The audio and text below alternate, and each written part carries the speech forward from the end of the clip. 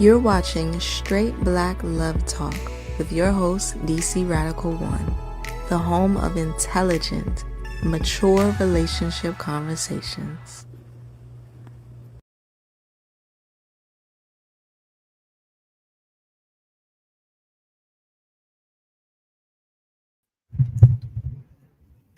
Greetings.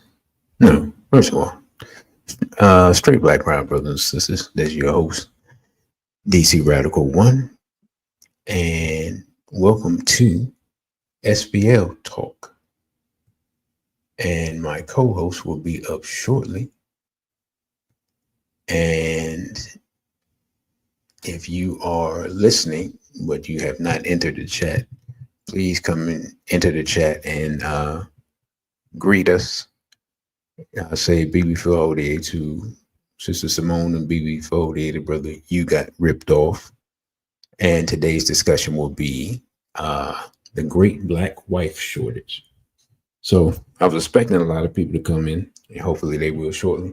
In the meanwhile, let me get my media together, and we will begin shortly. Let's see what we got musically. We're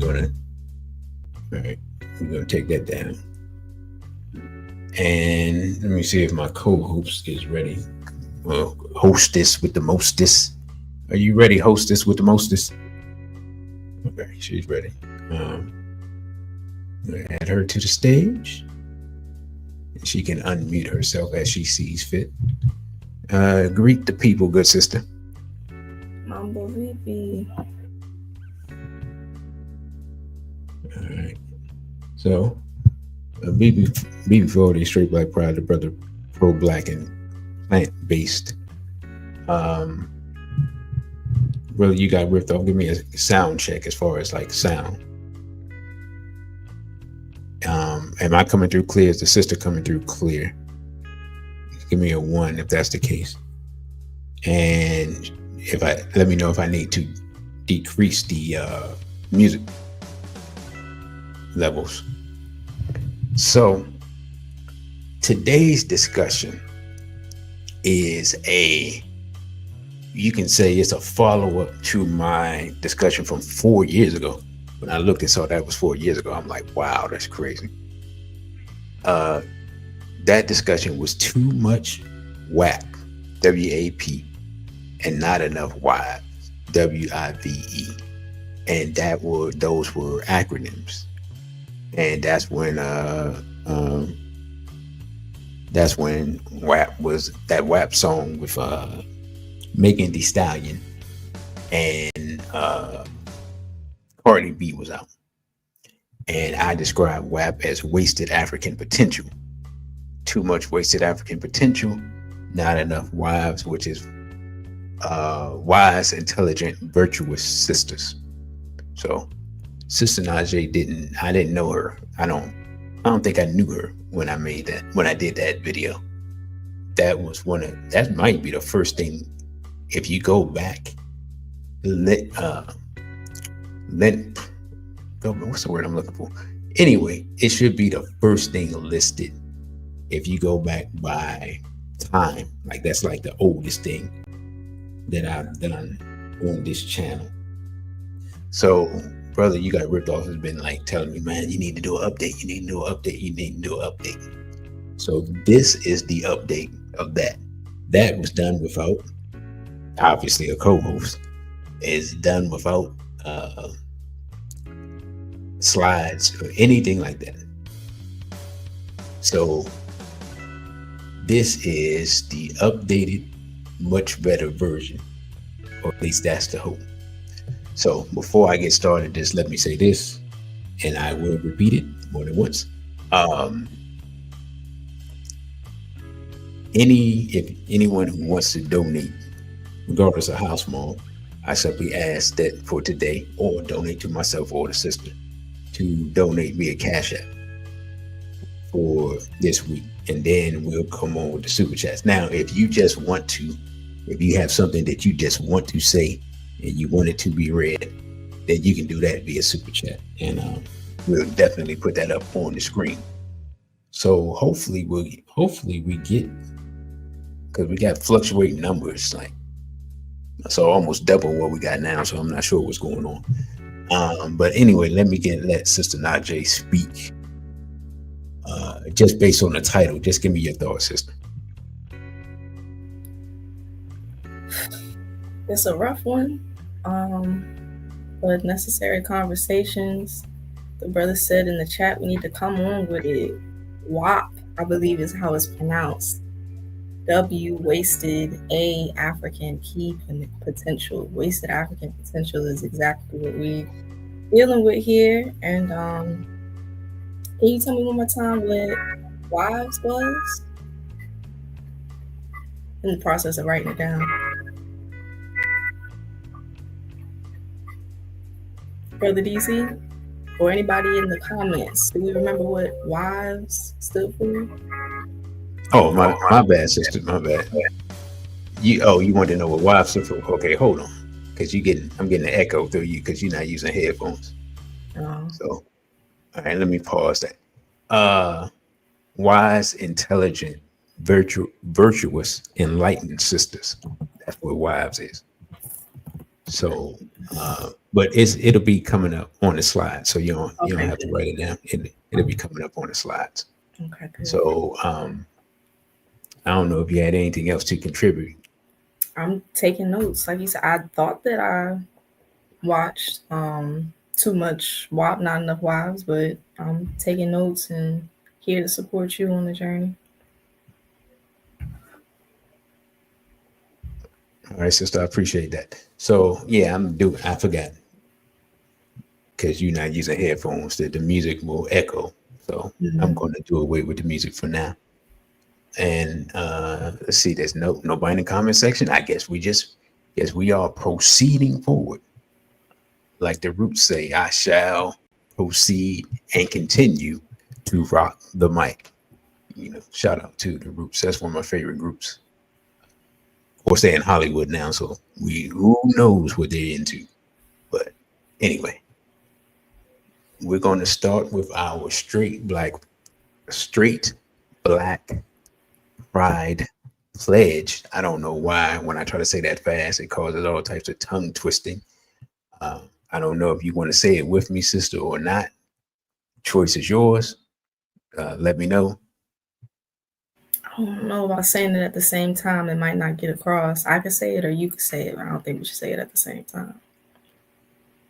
Well, you've never said it. So if you would like to say it, then I'll stand down and let you say it. Okay. The Straight Black Pride Pledge. I pledge allegiance to my straight, black, and proud ancestors, and to the culture and traditions which they founded. I vow to practice those traditions of straight black love, family building, and nation building to the best of my ability, using all of my life's energy, intelligence, and creativity. I also vow to do everything in my power to protect Black men, Black women, and especially Black children from sexual abuse, homosexuality, exploitation, and miseducation as long as I am mentally, physically, and spiritually able to do so. Lastly, I vow to fight against any force, physical foe, ideology, or philosophy which threatens the straight, black, and proud culture, regardless of origin. This I pledge in the name of my African ancestors and the divine creator, Ashe. Ashe. Thank you for that, sister. All right, we got some people that came in the building. Peace to brother Crow. Peace to sister Tila Nubia. BB48 to sister Raw Ito Baitel. I thought I saw somebody else, but I guess not.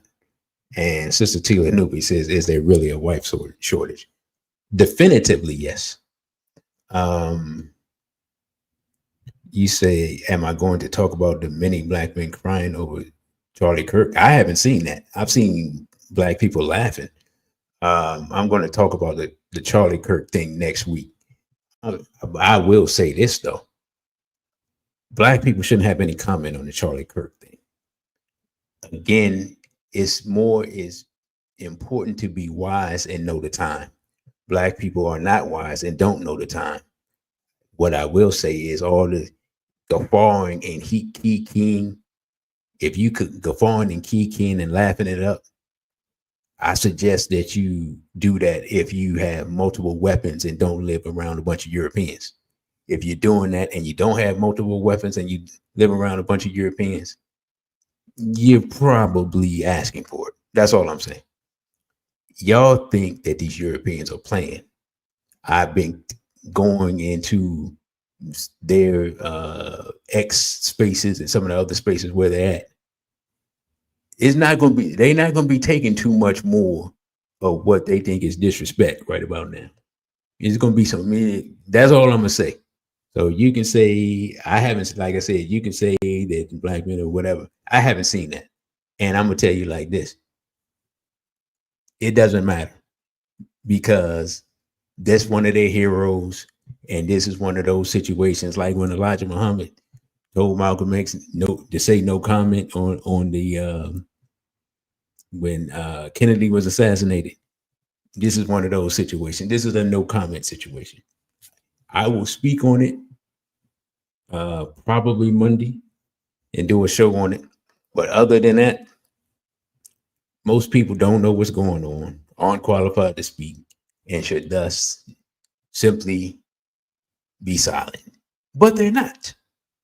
And so that's all well and good if you can handle the consequences of what's coming. Because I think I told y'all what was coming, but if not, I'll tell y'all what's coming probably Monday. So that's that on the Charlie Kirk thing. And let us continue with today's discussion and not worry about tomorrow's discussion and or next week's discussion. Sister Najee, did you have anything that you want to add to that? I second everything that you said. All right. Thank you, sis. I appreciate that. Let's see. Let us move forward with the slides. And we will talk about, as usual, and I guess it's more appropriate for this one than any other one, the cultural importance of marriage. In traditional African and traditional African American culture, marriage was an expected part of adulthood. In many African societies, you were not considered an adult if you were not married. The family was considered the foundational institution of the society. There was no debate about the equality of men and women, as each had their jobs to do for the society.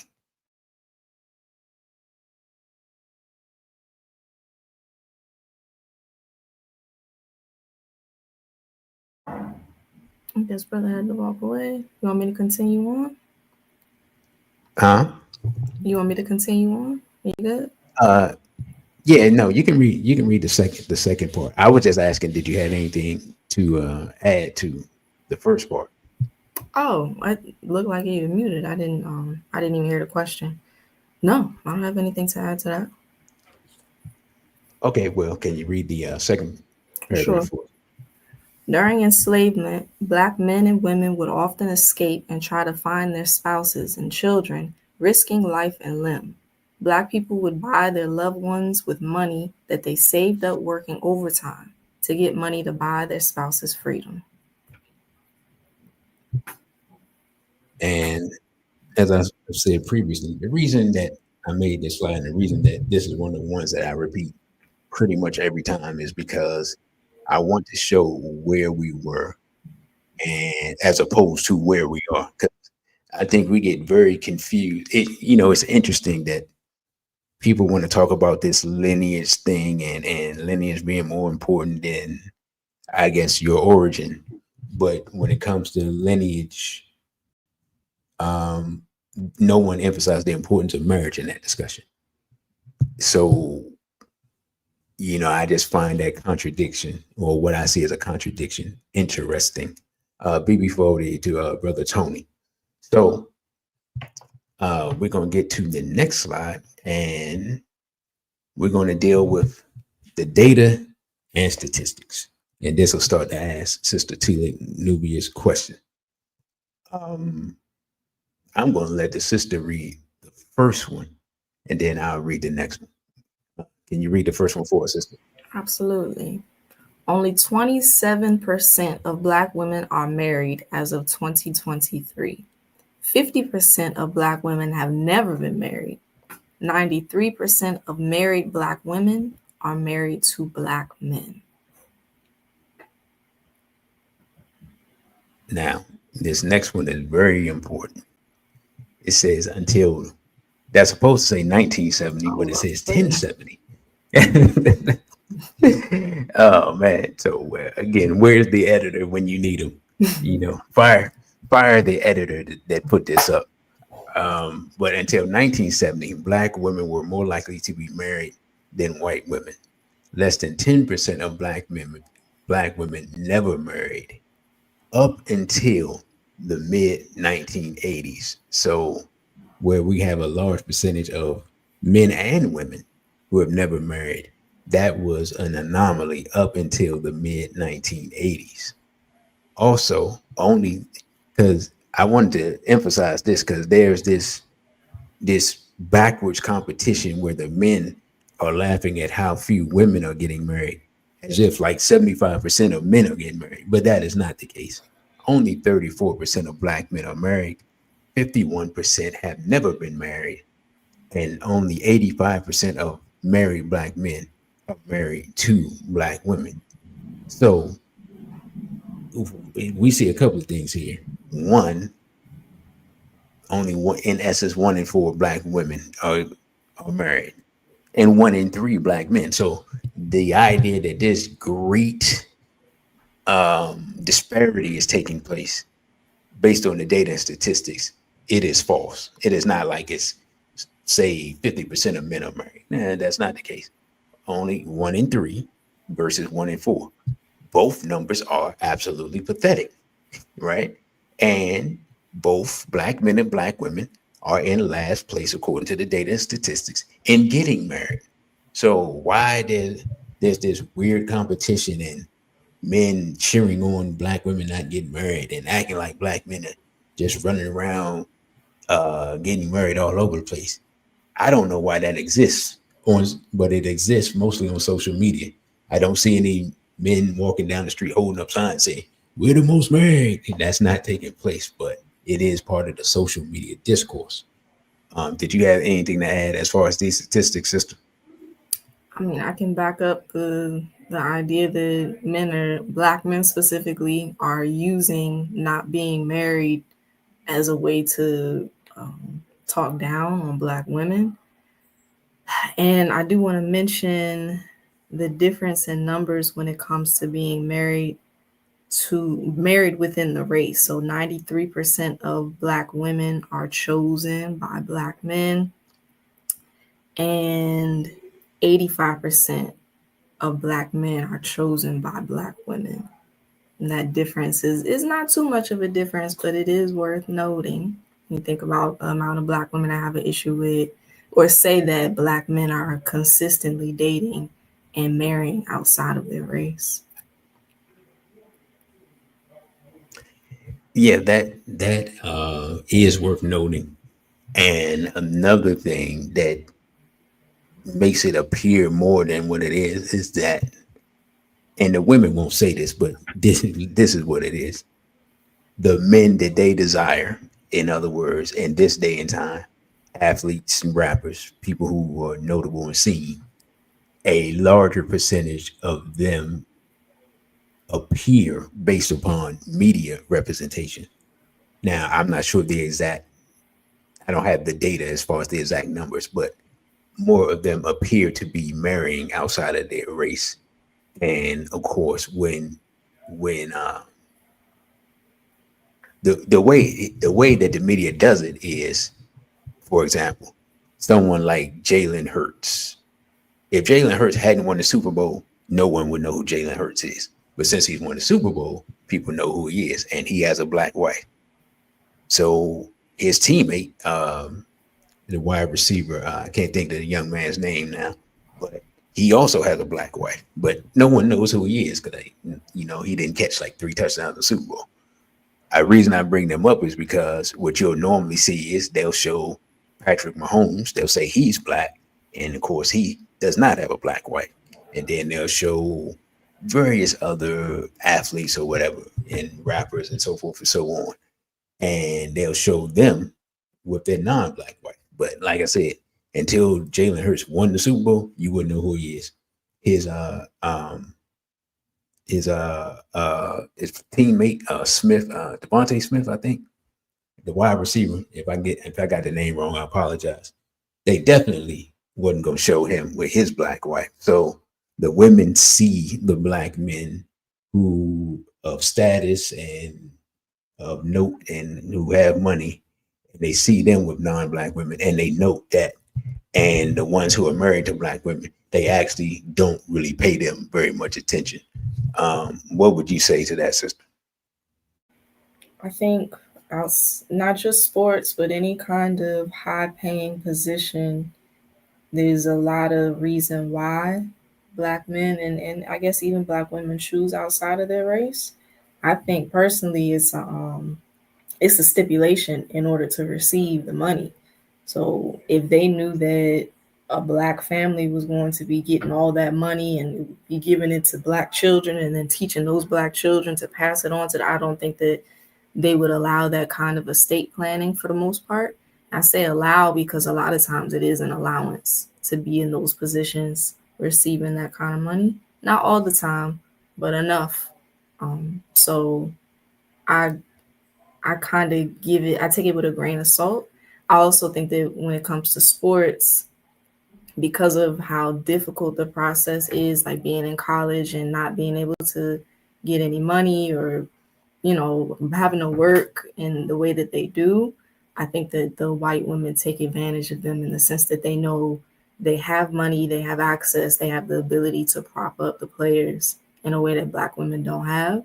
And so kind of like a predatorial situation, white women are able to come in early on, and then the black man is looking around like, well, this white girl was always here for me, so I guess I'll marry her. And I kind of have a little bit of sympathy in the sense that they don't know what they're doing. They know not what they do. Well, I'll say this: it goes further than that. I mean, if and I have talked to athletes, right? People who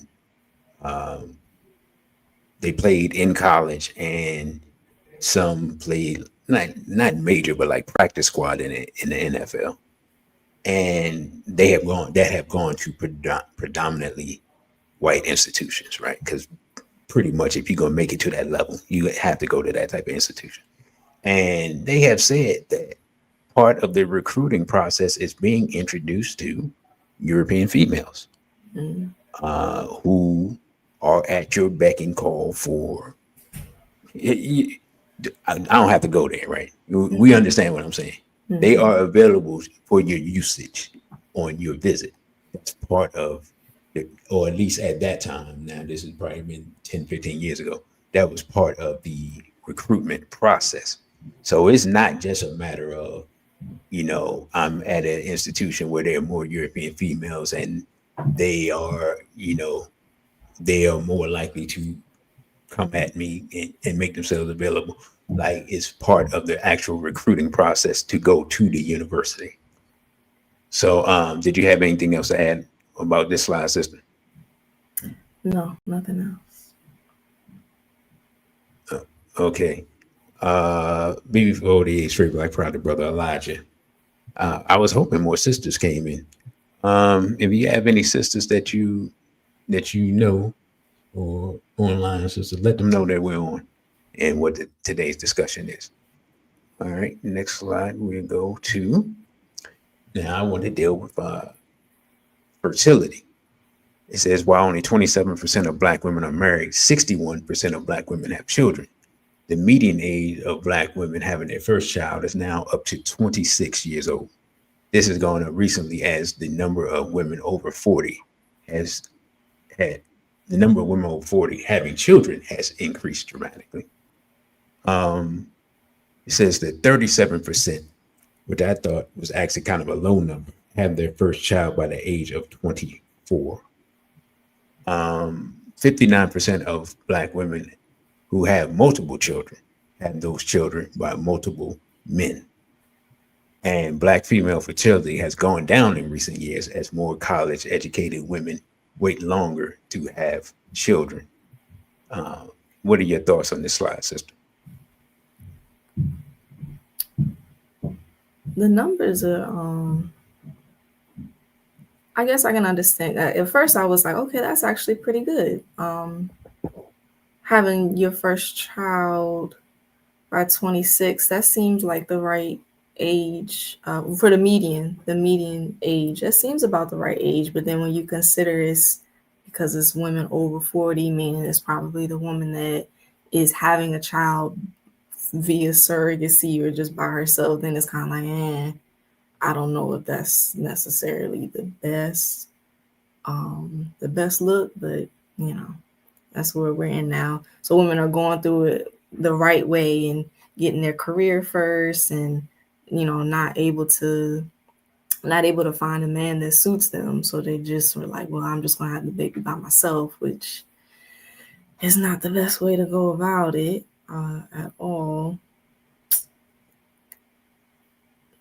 Children by the age of 24. Even the second one, 37% of Black women have children by the age of 24. That's not bad, I guess. I'm thinking about it as far as, coming up, it was really negative because then you're talking about like teenage pregnancy. So for the number to be 37, I'm actually kind of surprised. It's not a good look that 27% of Black women are married and only 61% and 61% have children. That's a complete bastardization of the process, but that's where we're at. Yeah, sister. And I'll say this one thing that has, and I didn't put this up, one thing that has gone down dramatically in recent years is actual teenage pregnancy. Teenage pregnancy is going down. That is good. One of the secret reasons that it has gone down that isn't being shown or talked about is a larger percentage of women from that generation are identifying as lesbian. So you can't get pregnant that way, but that's not exactly the course that we want to take place. There's that, and I thought you were going to say birth control. A lot more young girls are on birth control. I'm talking like middle school, high school age are getting on birth control early, very, very early. So that probably has a lot to do with it too. So it's one of the things where it's like, oh, the numbers look good, but the reason why the numbers look good is not positive at all. I think I posted last week that the same chemicals that they use for birth control are the same chemicals that they use for castrating pedophiles, chemical castration of pedophiles. So just messing our bodies all up. Wow, that's didn't know that. That's it shouldn't be shocking, but it is shocking. Brother Crow has a question. Say, is it bad for a Black married couple having children after 40, or is it better late than never? If you're a Black married couple, it's not ideal, but if the woman can can carry the if y'all can conceive and she can carry the child and it's not at risk to her health, then that's fine. I think it is a better late than never situation, which I think a lot of our people, especially a lot of the people in the movement, that's where they're going to find themselves. You had anything to add to that, sister? I think it's better late than never, and it's also why stop if you're capable, if you're financially and physically capable. Why put an age limit on, having children? All right, I concur with that assessment. What do you think about the 59% of women with multiple children having them by multiple partners? 59%. That's terrible. Numbers is looking terrible. It's bad. I don't know what to tell you. That's not good at all. 59%, well over half of the Black women who have multiple children were not capable of having them, or just, I guess, maintaining a healthy family household with at least one of the fathers. That's not a good look.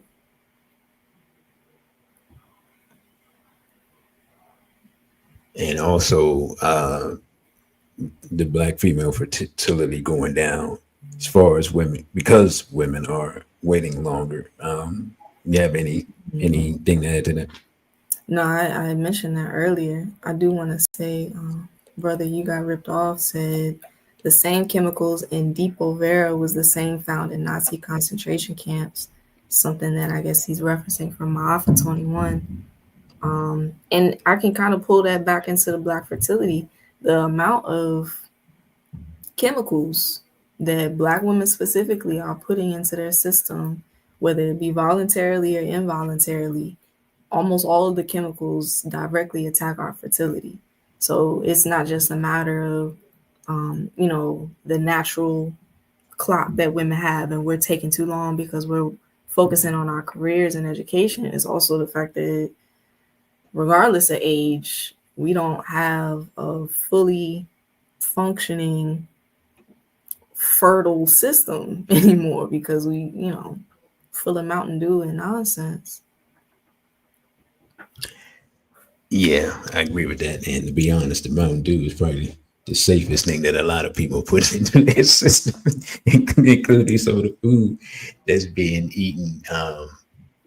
You know, but what I wanted to say with the median age thing is, I think when I really looked at the data and really the anecdotal evidence and some other things I've looked at over the years, I think the reason it's coming out that way is because we're really having almost a two-track tier where sisters on a lower economic scale are having children younger, and then sisters on a higher economic scale are having children older. And I think what's happening is probably 2/3 of the women are missing the mark in what would be the optimum age to have children and the optimum way to have children.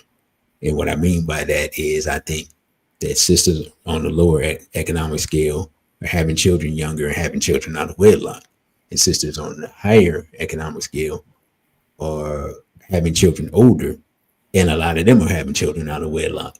And then there's the part in the middle that's probably maybe 20. That's the 27%. But the 73% it surrounding it is the majority of what we have going on. So I think that is the issue. That is that's a crux of the issue of part of why I say that there's a shortage of wife potential women. You have anything to add to that, sister? I think about when you do see those numbers in the middle with black families that are not older in age, not too young, but like middle age. It seems like they both have their careers. They tend to be well sought after on social media because people are looking up to them. Like, wow, like there's one family in particular. They have like 7 kids, or they got a whole bunch of kids, and they make a lot of money off of their social media because people are like, wow, happy. Like people are happy to see what they're doing. So it's a rarity, like you said, the great shortage. All right. So next, this is what you were asking me, sister, and this is my definition of wife. When I used it, it was an acronym, and of course, the W is for wise, which is having or showing experience, knowledge, and good judgment. Now, I'm just going to say this. I'm going to take the bullets for this. If there's one thing, because the sister was saying, is there a shortage? There is no doubt that we have a shortage of black women in America who have knowledge and good judgment. Let's just be honest. All right. So if you want to argue, we can argue, but I'm going to point out things that I think are bad judgment. Y'all can get mad at me all you want. when I look at, if you got hair weave, that's bad judgment. You got tattoos, that's bad judgment. You got tattoos on your face, that's even worse judgment. I'm seeing almost as many women with tattoos on their face as men, which I don't understand what's even going on here. All right. You got tattoos in the small of your back. That used to be called a tramp stamp.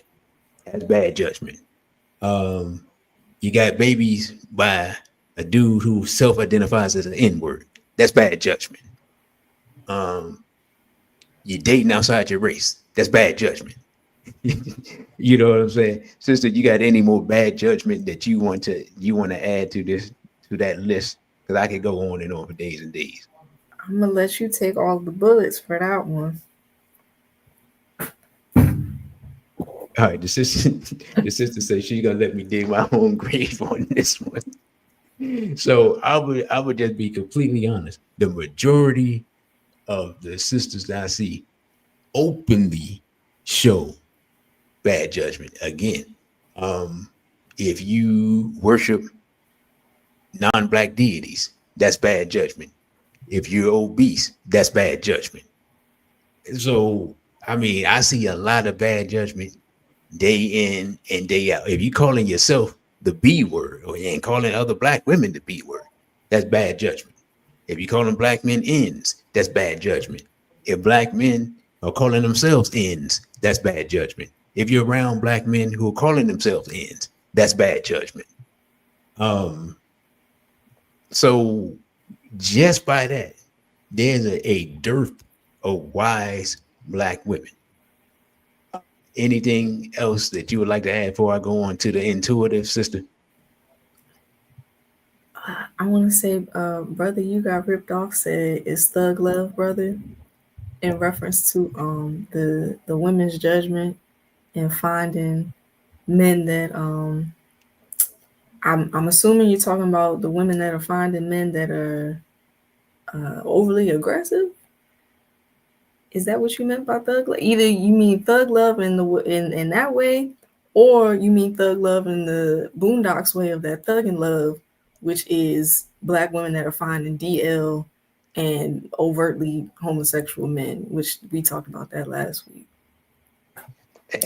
I'm not paying brother. You got ripped off. No attention on that. He got jokes right now. So he was someone that Okay. So next in the wives definition is intuitive. This is possessing or giving to insight, and this is a spiritual quality, and having the ability to understand the true nature of things through spirit. I'm gonna just say this: if you're inward, you're drinking, you smoke. Oh, wait a minute, hold it. I ain't even, my bad. Let's rewind. You're alcoholic, that's bad judgment. You're on drugs, that's bad judgment. You're vaping, that's bad judgment. You're a pork eater, that's bad judgment. All right. I'm almost finished. Right? Now, if you have insight, if you're intuitive, you generally that comes from spirit, right? I'm gonna be honest. If you got other people's hair glued on your head, it's hard to be intuitive. If you're eating certain foods, it's hard to be intuitive. If you're laying up with inwarders, it's hard to be intuitive. So all of these things really play off of each other, right? And so it's hard to be spiritual when you're doing these things. And when I'm talking about spiritual, I'm not talking about in the sense of being religious, but I'm talking about spiritual in the sense of being attuned to Africanity, right? Now, the middle, the F and the V, I had the F for wife and the V for wives, right?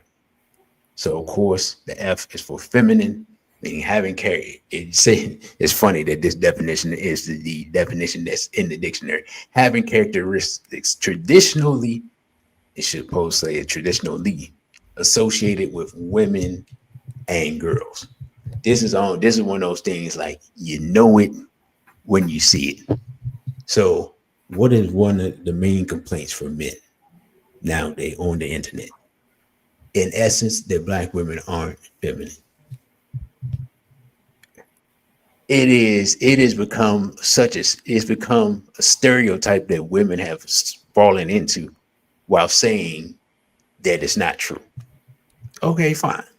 But I'll put it like this. Let's look at a certain region.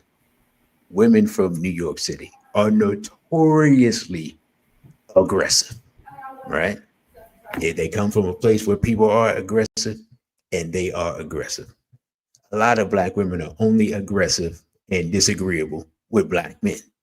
They're not aggressive and disagreeable with Yurugu. But when it comes to black men, they are aggressive and disagreeable. And Brother Crow says being a lesbian is bad judgment. Yeah, brother. I don't even know how I missed that. Thank you, brother. Sister, you have anything to add to what I've said so far? What you were saying earlier, overeating to obesity is bad judgment. We were reading that report the other day. I want to go back to intuitive, not to make excuses, but just to give insight. I think that a lot of Black women have waves of intuition that they have to ignore in order to cope and survive within this society. And when you look at the number of autoimmune diseases, so like lupus and those kinds of issues that now we're understanding is basically when a woman is holding in her emotions, and not just women, it happens with men too, but especially with women, holding in their emotions and having to make decisions that go against their intuition, it actually causes physical harm. So I just kind of wanted to bring that up as a just as an insight, because we're to follow spirit and to follow our Africanicity is kind of like putting ourselves out there in a way that a lot of women can't do because they aren't protected. So when I look at a Corin Gaines, who was an outspoken Black woman in Baltimore that was shot down in her apartment with her child right there, holding on to her as they did it, shot down by the police that had been following her because she was too outspoken about being a Black woman in Baltimore. She was doing what she was supposed to do, right? On this list of being a wife, but with that lack of protection comes the understanding that I have to go against my spirit. I have to go against my greater nature of things. So I just kind of wanted to add that in. As far as femininity, that's something that we can't really, and I'm talking about Black women can't really speak on because we don't have a formal rites of passage program that's going to instill the values. Like, this is a very broad, general, like, this isn't saying anything. Having characteristics associated with isn't telling me what feminine is. And if you just take it on the ear of society, feminine is just to be soft and to be quiet and to be in the background and to be in the kitchen cooking. You need to, like, basically be behind the man is what you'll learn about femininity in, Western society. So the idea that don't sit right with a lot of women, especially Black women. Go ahead, brother. No, I was just gonna say, well, give us your definition, because actually the next slide will go a little more into detail. But give us your definition of what you would say African femininity is. It's right up there with intuition and spiritual qualities, knowing that softness is not weakness, and that bowing out and being quiet does not mean that you've lost. That's a whole, I would, once we go to the next slide, maybe I can add more to it.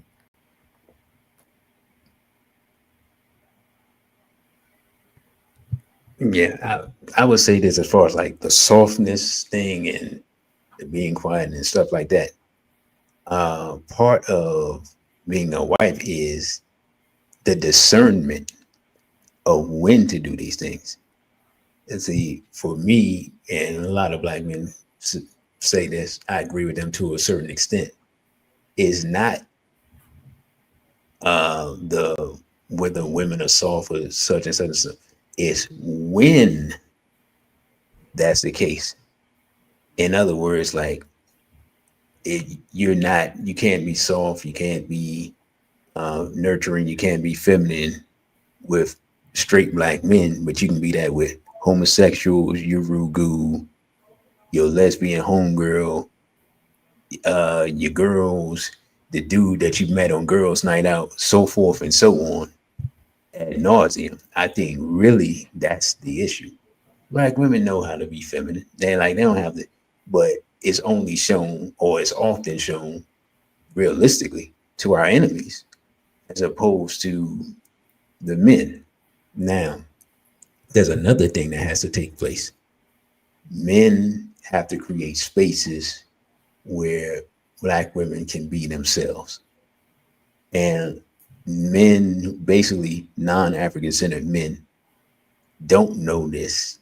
And if they did know it, I don't think they'd be willing to do it. You know what I'm saying? So when we were doing the singles mixer, there was a certain we set the environment to be a certain way. It was decorated a certain way. The music we're playing, we're not playing no N-word music. There's no N and B music being played. Love music is being played. We addressed people, let people know that you're going to address people a certain way. There's a certain amount of that there's going to be respect. You know what I'm saying, for men and women in those in that environment. And so that's just something that we did, and I'm just using that. And of course, pretty much all our events are like that, but we specifically said that because we were attracting people who were not part of the movement or part of the organization. So we had to set those parameters in order, to facilitate those events. So where was I? I think, virtuous. Now, let me just say this. Let's just be completely honest here. We're gonna have real talk. If there is one thing that the modern black woman is not, is virtuous. And by virtuous, I mean having or showing high moral standards and good character. First of all, having high moral standards and good character is the exact opposite of what is taught for people in this society in general. But when it comes to our young women in particular, the bar is set to zero in this case, because who are the people that they're told to idolize? Cardi B, Nicki Minaj, Megan Thee Stallion, Mulatto, Ice Spice. Sister, you have any more of these people that you want to add to the list of people I'm talking about? Say that again. You say you're surprised I know so many of them. Yeah. I had to research it. Sexy. You know what? I always forget about Sexy Red on purpose because she's so egregious in her behavior that Sexy Red is the little Nas X of women. And brother say Glorilla, he know I be trying to give Glorilla a pass, even though she be violating every time I give her a pass. You say, why did I say that? Sexy Red. The reason I say Sexy Red is it's a little, because Lil Nas X violates every rule, and Sexy Red violates every rule. That's why I say that. That's why I say that she's the Little Nas X of the women. And I be trying to give Glorilla a pass, but man, I can't give her no pass. I don't know why. I just have a soft spot for her. She's naturally beautiful. That's why. No, I think what it is too is when she's not out there thoughting it up. When you see her authentic self, she's like, oh, she's just a little nice little country girl. Yes. But then she has to put on her 304 mask and go out there and perform. And then I'm like, man, come on, man, what are you doing? So yeah, but she's on the list. But my point being is all of them advertise the opposite of being virtuous, the opposite of being modest, the opposite of being ladylike, the opposite of being an African woman. All of them show that, and those are the examples that are put before our young women. Sister, do you have anything to add to that? I was thinking about who are our examples, because you named a whole bunch of people we can't follow, but the only person honestly that always comes to the forefront of my mind, and that's because how I was raised, is Felicia Rashad, Claire Huxtable, and I'm like hard pressed to find somebody else that would be, you are the standard. This is who I'm aspiring to be as far as being virtuous and just the full definition of a wife. I'm hard pressed to find somebody else. Do you have anybody else? You know, what's scary about what you're saying is she would be the standard, and at the same time, her prime was 30 years ago, Easily. 40 years ago. Like it was the Cosby Show. I guess it first started like 40 years ago, I would guess, or almost, because it was definitely the 80s. Um, maybe later in the 80s, maybe 86, 87, something like that. But that's when you really think about it, that's telling us something. Brother Crow would say he would put up Lauren Hill. Okay. Would Okay. be 14, 15 years after Claire Huxtable. But they she came under attack. I'm gonna say that. Mm-hmm. She left the industry because she came under attack. And they did her dirty, like with not giving her Grammys and things like that. And so I would wonder if a lot of women, even or younger women, even know about Lauryn Hill. Really, like Lauryn Hill basically put out what was considered one of the top 10 albums of the 90s, maybe top five Mm-hmm. as far as quality.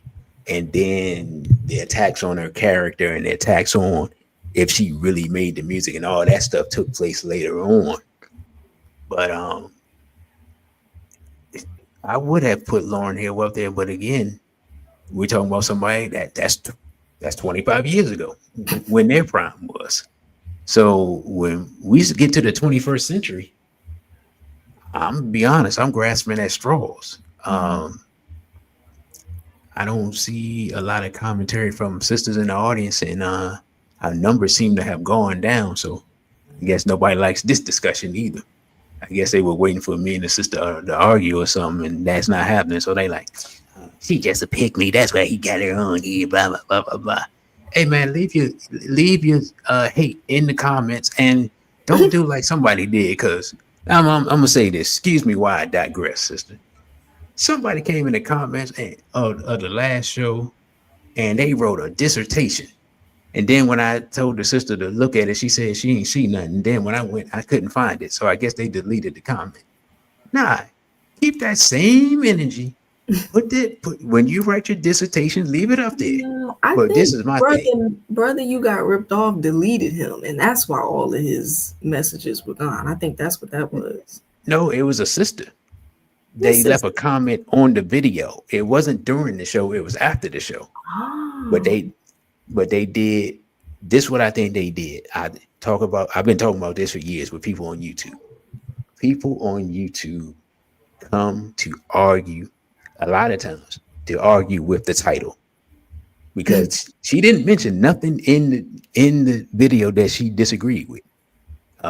Greetings to Sister Mariah. She didn't say nothing that she disagreed with in the video.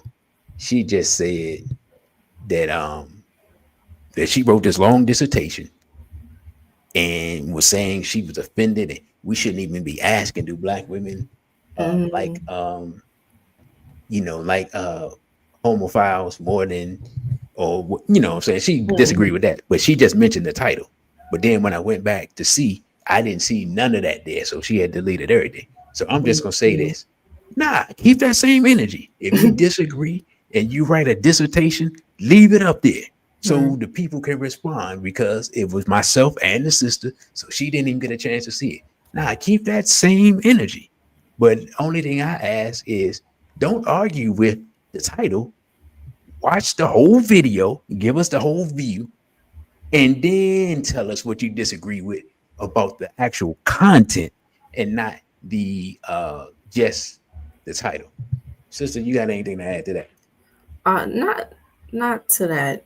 I second everything that you said, but I did want to go back to the brother's question, and also, well, so the question was anybody outside of Felicia Rashad, and I brought her up because she's my idol of femininity and being a wife, like an example of this is what it is to be a wife, and this is a positive example of what it is to be a wife. Claire Huxtable, first thing that comes to mind.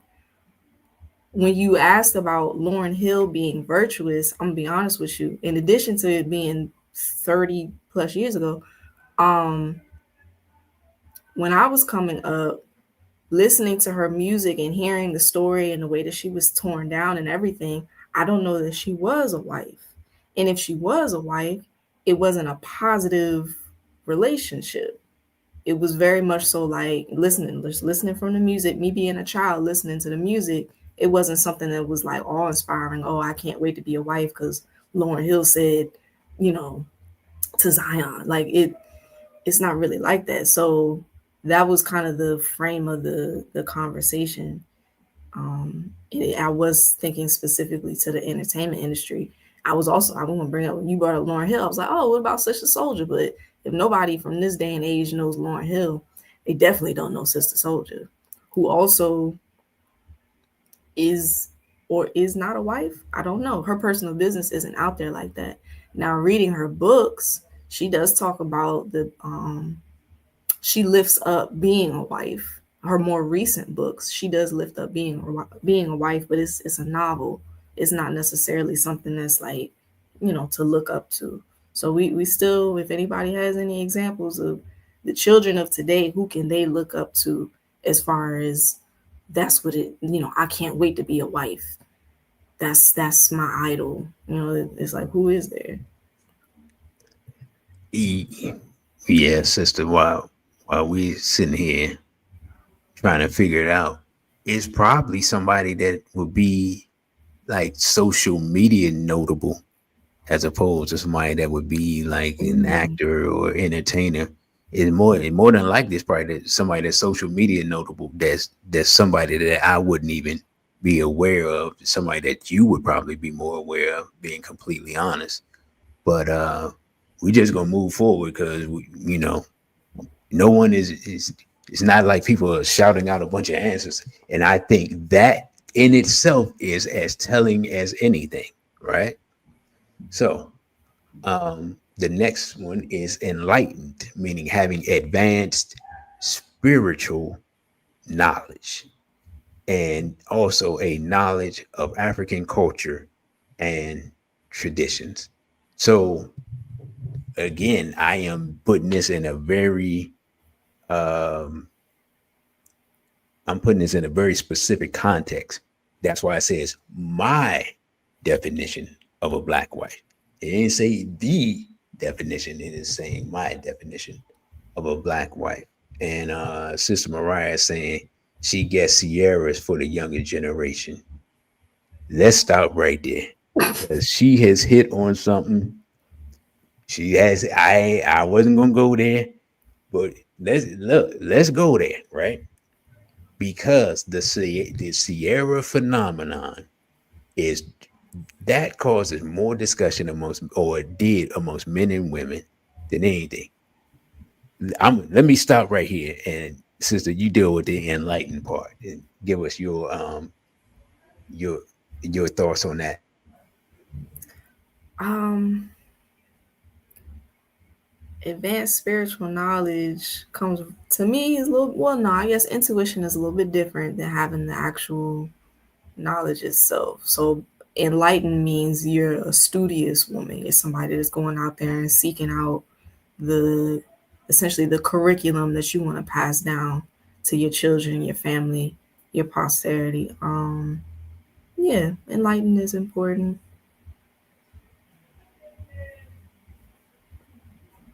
You're right. So the brother said in the comments, Lauren Hill married one of Bob Marley's sons and she had children. Yes, she did. And her, I don't know if it's her oldest child. I'm not sure which child it is that she has, but the hit song that came out last year, year before last, Praise Jah in the Moonlight, that's actually her son that made that song. It's a beautiful song. So I'm not saying anything bad on Lauryn Hill. I'm just saying that me coming up listening to the music, I wasn't putting Lauryn Hill, I wasn't equating Lauryn Hill to wife or looking at her as the definition of wife. I would say that she's very virtuous, yes, because she made music that we listened to that said, okay, you need to watch the way that you move in this world. Um, I I was gonna say, as far as her being feminine, that's such a we gotta. I think that's the next slide, right? Going into the conversation of femininity. Yeah. Mm, No. Okay. Let me get back to the Sierra thing. If you're finished, I'm finished. are you finished? Okay. The Sierra thing, the Sierra discussion, and I'm glad that sister brought it up because I would have never thought to bring it up. Mm-hmm. The reason that I say that has caused so much discussion on the internet is because the Sierra thing is, in essence, what sisters see it as, or what, no, this is what brothers see it as, being unduly rewarded for hustling backwards, right? And a lot of sisters see it as second chance redemption. Would you agree with that, sister? I guess so. I mean, if you don't agree, you let me know. I didn't say I disagree. I guess yeah, you're right. And and so this is what I mean. Sierra was with Future. If we go back to what I was talking about before, Future is the literal definition of of the vermin in our community. An N-worder who puts out degenerate music that destroys the mind of our people. Yeah, do I sound like I don't like Future? I do not like Future. Do I know Future? Absolutely not. I know people like Future. I don't like those people. Those people are in the way of revolution and liberation. Anyone who's in the way of revolution and liberation, I do not like. Do I think most of those people are redeemable? Absolutely not. I think time is short, and so we don't have time to really be sitting around trying to redeem everybody. Just get out the way. That's all I'm asking. Move or be moved. That's all I'm saying in regards to those people. So when I see a sister reproduce with this person, because again, you're carrying on his genetics, and then Russell Wilson, quote unquote, the good guy, who Russell Wilson not even fully black, by the way, but we just always disregard that part. He's only half black. He's half black and half Indian. That's why his hair look like that. But I digress. Quote unquote, the good guy comes and rescues Sierra, who goes and reproduces with someone that she knows is not a good father, knows it's not husband material, knows is has poor character. And then Russell Wilson comes along and worships the ground she walks on. The men take personal offense at it. Why? Because they see it as rewarding bad behavior. That's what they see it as. You can argue with the men in the comments. Do I see it that way? Yeah, kind of. Yeah, I kind of do. Because Future is publicly known. This ain't like you randomly met some dude. You knew this dude was a piece of crap. That's it. Let's call it what it is. But you got pregnant by him anyway. And let me say this. It's one thing to lay up with these people, but to pass on the genetics of Negroes is really despicable behavior. That's all I'm gonna say. Of you passing on genes of known Negroes. Again, I have said before, and I'm gonna say it again, and I'm gonna probably, if I could pay for it, I put it on my tombstone. Character is passed down genetically. What? Character is passed down genetically. I'm about to do the Dr. Umar. I'm gonna say it for a third time. Character is passed on genetically. Now, somebody's gonna say, DC, how can you say that? How you know character is passed on genetically? And you know what I'm gonna say? Urugu and the small hat. Now, what you got to say? Anybody, you want to debate that? Huh? Or you gonna tell me it's some good Urugu, right? The slave monster that is the small hat is still out here doing the same thing he's been doing for 500 years. But you're going to tell me his character ain't passed on genetically. No, it is passed on genetically. Urugu is still out here saying how much he hate black people, even though we ain't doing nothing to him. Why? Because his character is passed on genetically. So when I say, hey, this is despicable for you to reproduce with this clown, y'all want to argue with me, but then I tell you character is passed on genetically, ain't nobody got nothing to say. You know why? Because I'm right. Sister, you got anything to add to that?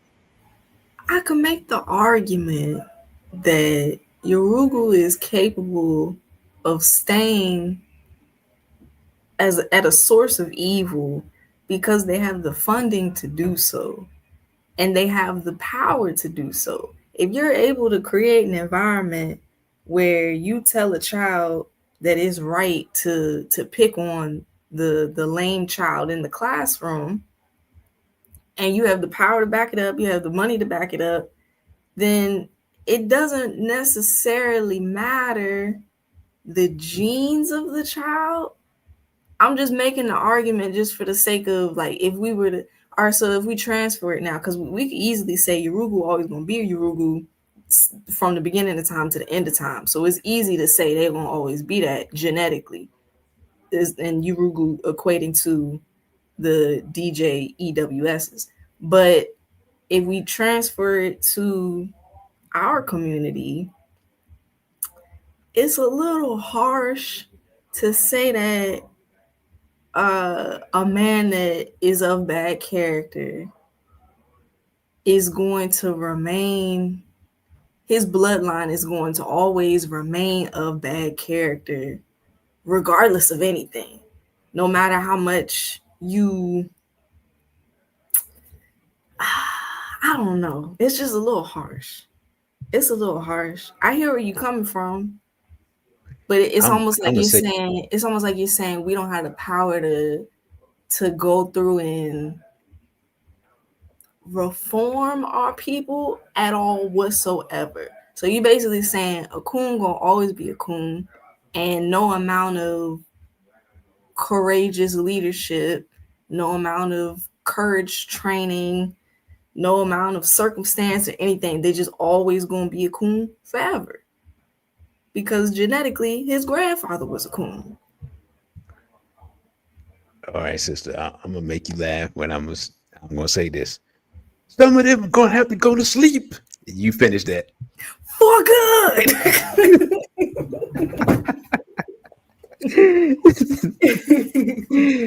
And that's all I'm saying. Because character, I'm saying you don't reproduce with the ones that's gonna have to go to sleep for good. That's all I'm saying. But go ahead, sister. You're not wrong about that. And then too, going back to the Sierra thing, to say that men are upset with men are upset with Russell Wilson choosing Sierra because it's rewarding bad behavior is like super hot take. Super hot take. True, that's a fact. What Mariah said is she was not a wife to Future. So she would be in the statistics earlier of women that had children but had not been married. So she had never even performed the role of wife before. That was something that Russell Wilson initiated her into. But yes, I would make the argument that she's not being a wife to Russell Wilson when she run around half naked. Now, anybody want to talk about that part? Yeah, You see what I'm saying? That's what I'm saying. This is where we go to the street proverb. What does the street proverb say? You and I'm gonna say, unless you are the Honorable Elijah Muhammad, cannot, in essence, as they would say in the Nation of Islam, reform devil. You cannot take what's for the streets and convert it into a wife. Argue with the street proverb. That's a street proverb. She's Go an ahead, sister. I know entertainer. you like. She's like, oh my God, come on, brother. Now go ahead. I'm gonna turn my mic off. Go ahead. She's an entertainer. She's not a gospel entertainer. She was already out talking about her goodies, well before WAP. And so at this point, her becoming modest and not continuing on with the career that she's created for herself, it's not the same. It's not exactly the same thing as the proverb. The proverb is saying you can't go on the street and find a woman that's out for any man that's coming around. She just do whatever for anybody. She give it up for anybody. And you go out on the street and find her, bring her home, and then be able to keep her home because you just love her so much. And it's not the same thing as somebody that is dressing a certain way in order to, dang, almost sound like stripping. All right, dressing a certain way and dancing in a certain way, performing in a certain way in order to sell the art that she creates. It's a little bit different. I certainly see the Venn diagram and we overlapping a lot. But I do think that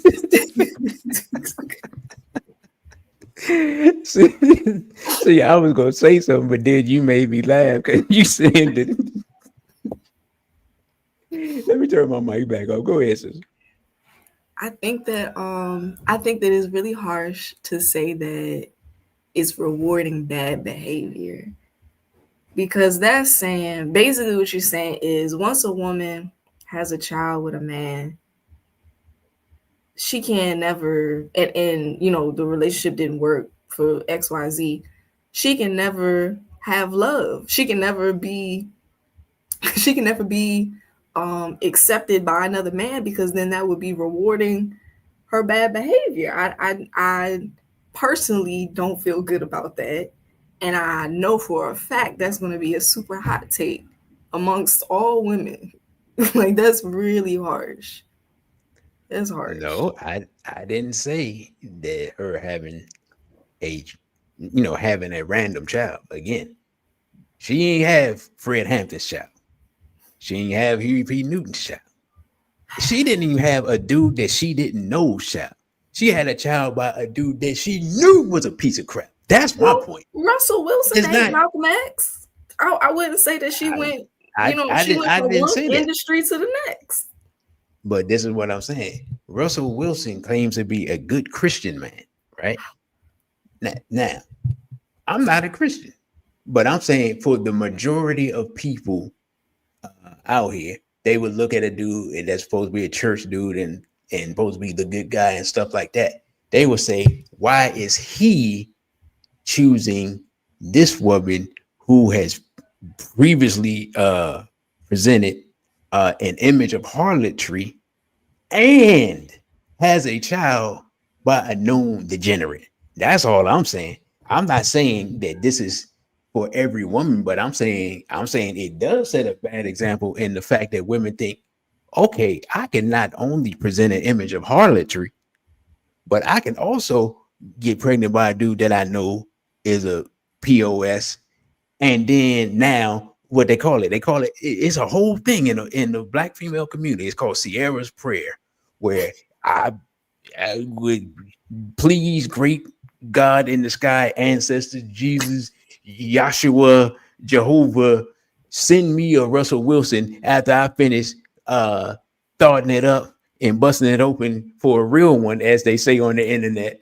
please let my Russell Wilson come and rescue me and take me off to a mansion somewhere after he get rid of his European female. Because we forget about that part. He was with a whole European female.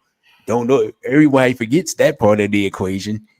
So yeah, that's Sierra's prayer. So all I'm saying is when the fact that Sierra's prayer exists, it kind of is like, you know what? He is kind of setting a bad example, because women have taken this one example and like, this is my dream. It's not their dream to be married. It's not their dream to, or it was definitely not their dream to be a wife.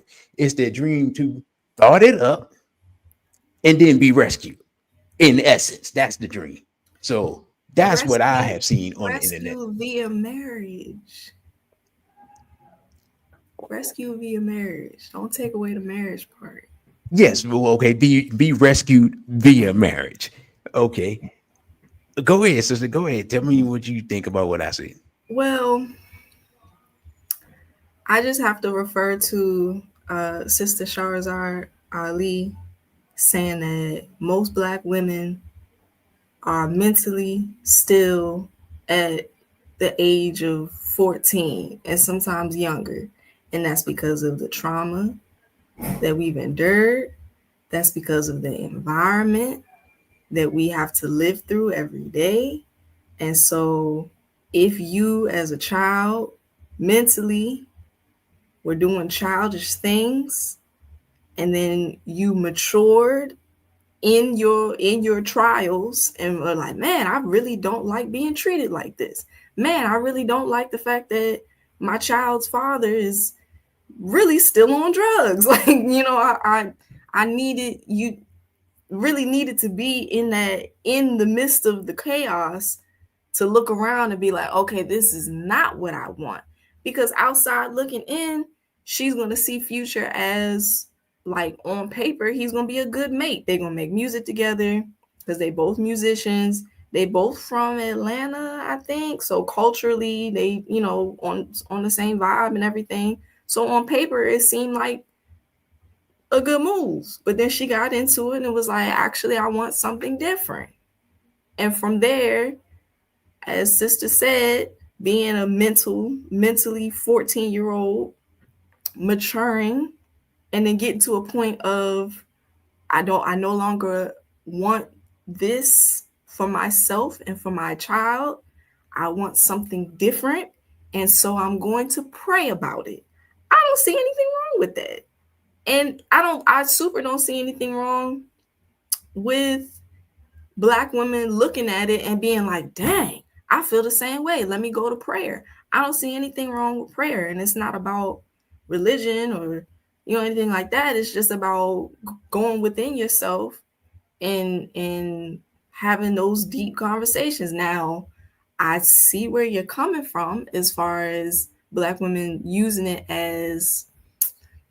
almost like as a scapegoat to just being rescued and saying like, okay, I'm not going to change me.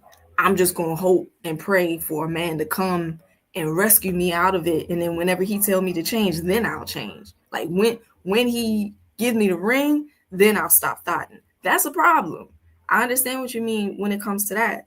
But I don't think there's anything wrong with a Black woman looking at herself and being like, dang, I'm making the wrong decision. Let me fix it. You know, and if I have to go via prayer or writing it down in my journal or whatever it is, and hoping for the best, doing the internal work, you can't be wrong with that. And you can't say that the initial issue wasn't punishment enough. It couldn't have possibly been anything but punishment having a child by Future. A lot of Black women go through punishment being single mothers and just being with the mates that you said are POSs is already a punishment. So to be like, you know, she needs to continue to be punished, that's a super hot take. I can't feel good about it. I ain't say she need to be continue to be punished. I said she just don't need to be rewarded. That's all I'm saying. And here is what it points back to. It points back to it becomes it becomes expected, right? So we talked about the differences between like the number of women, like 45% of men, 46% of men having children, and 61% of women having children. Like, so we talked about that, right? And because there are more women, that means there's even more women who have children than men, like numerically. I haven't added that up, right? So what the men are saying is because of examples like Sierra and because of what was done in the past, right? The past generations, the women expect to be quote unquote rescued via marriage, not just by any man, but to be rescued via marriage by the man, by the better man, right? By the man who has as much or more money than the baby daddy, and the man who doesn't have children, and the man who is the pillar of the community, and the man who, and my question is, okay, why should you get that man? And what about the 39% of women that don't have children? What man should they get? And that's just a question. I'm putting the question on the table for the sisters. Y'all have at it. So you basically saying you messed up and you lost. I'm moving on to another sister who just, didn't mess up like how you messed up. That's basically what you're saying?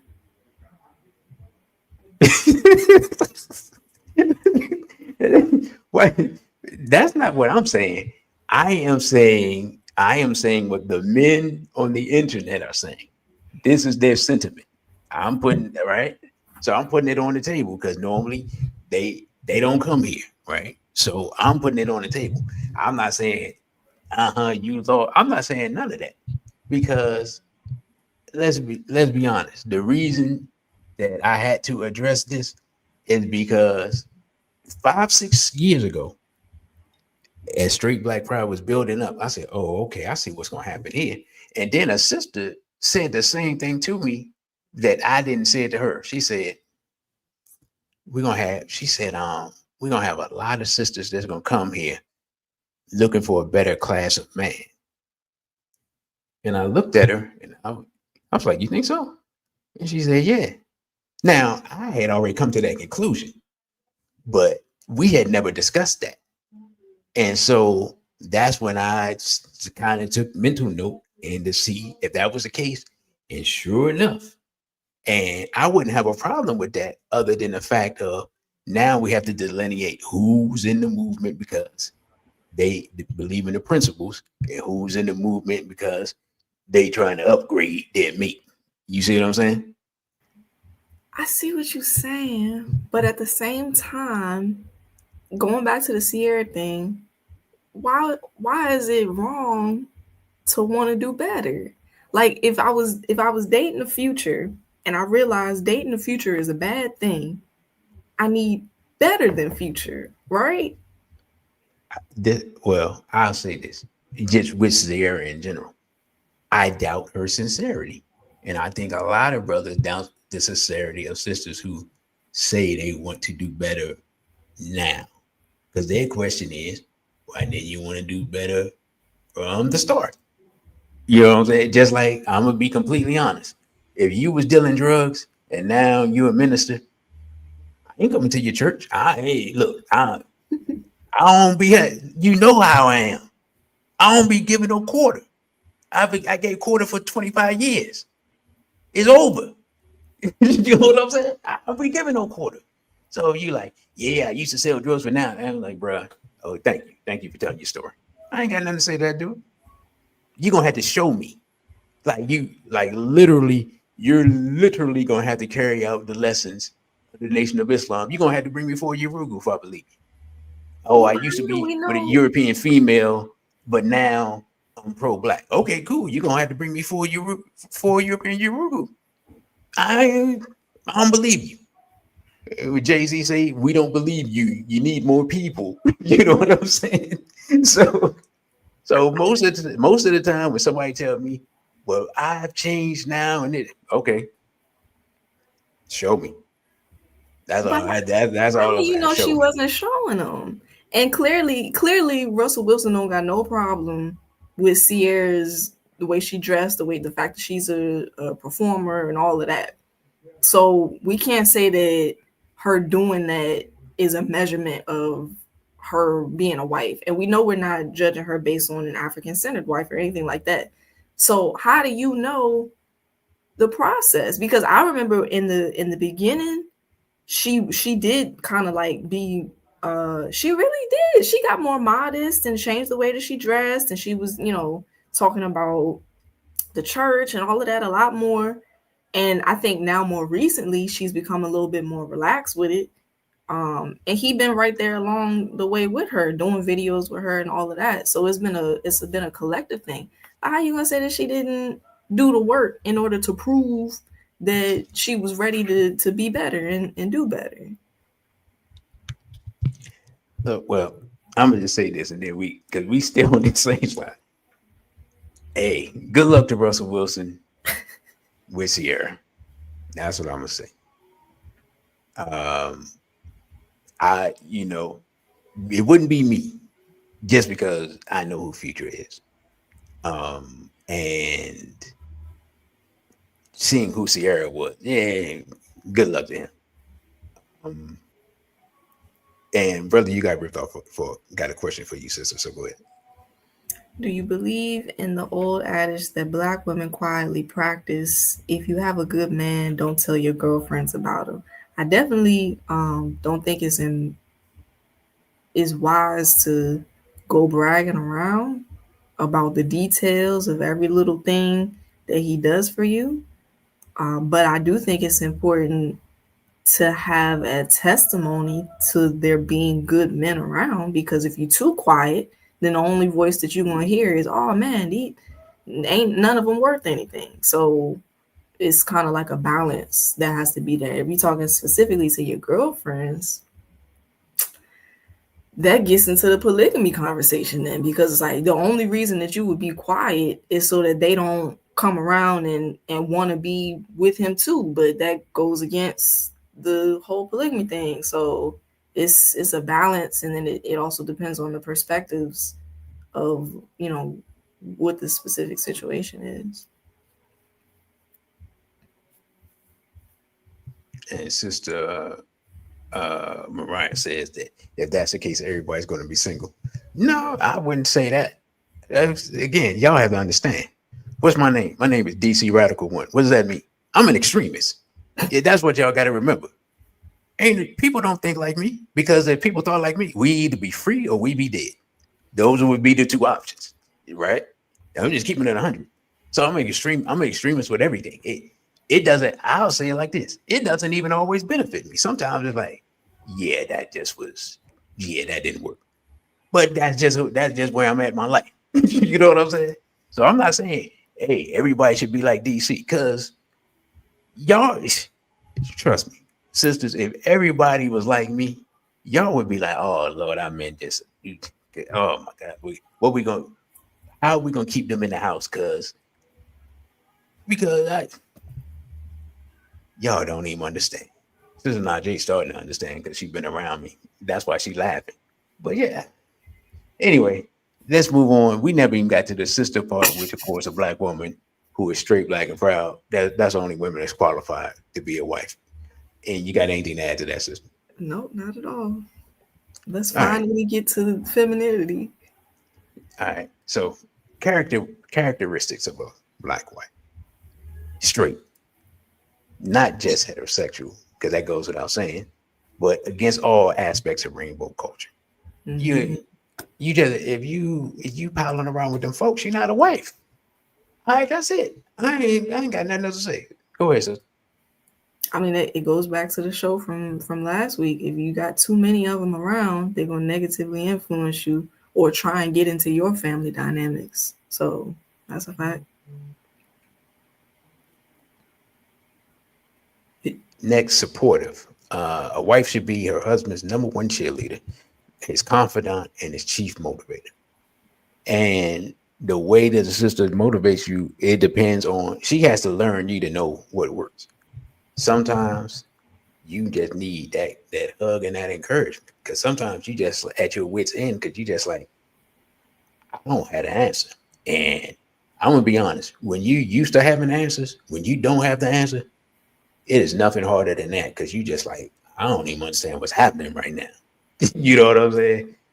And then sometimes a woman got to be like, if anybody that remember the Terminator, when Reese, hey, I think he got shot or blown up or something, and she was trying to talk to him, and then she literally grabbed him up and like, get up, soldier, move it or whatever, and dragged him along. Sometimes you got to do that, and the wise woman knows which aspect of that support that you need in that time. What you got to say to that, sister? Nothing. It's important. Um, of course, nurturing means to care for and encourage growth and development. I'm gonna be honest. Part of having a compliment, and the Barudis talk about this.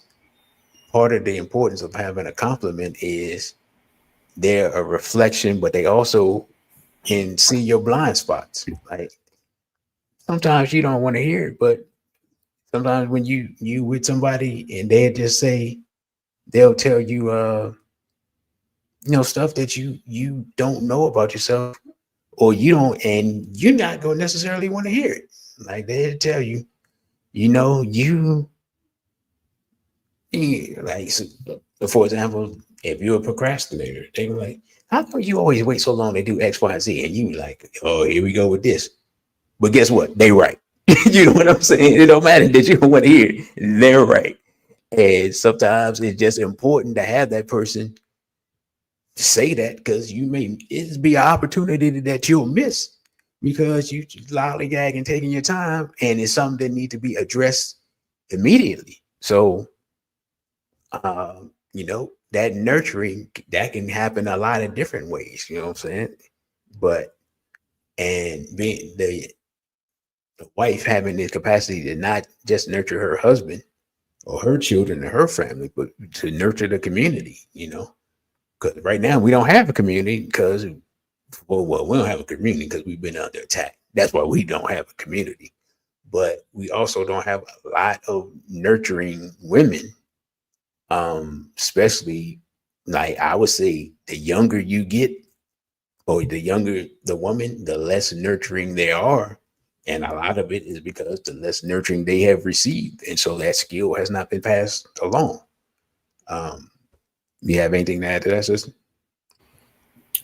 I agree with everything that you're saying. I would add to it that Yorugu society has made it difficult for a woman to nurture a man and it be perceived positively.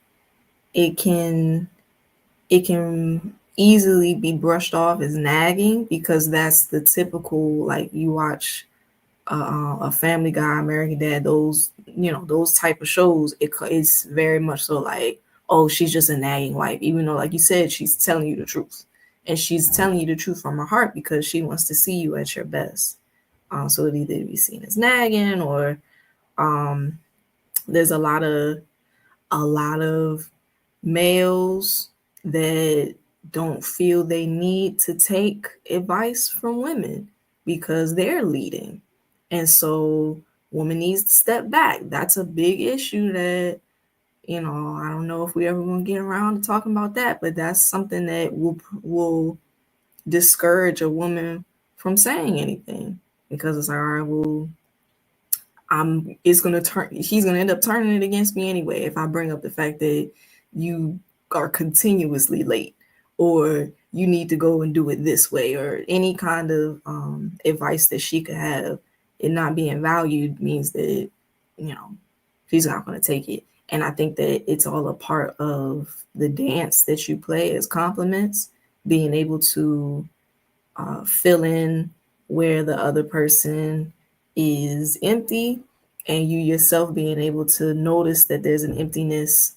And why we say nurture specifically is because we have to embrace the emptiness or whatever the flaw, or however, whatever the situation is, you have to embrace it and love the entirety of that person, and know that the issue that they're having is coming from a place that ultimately you all want to fix. It doesn't have to be, we got to fix this tonight, because if it's that kind of situation, then y'all probably shouldn't even be together.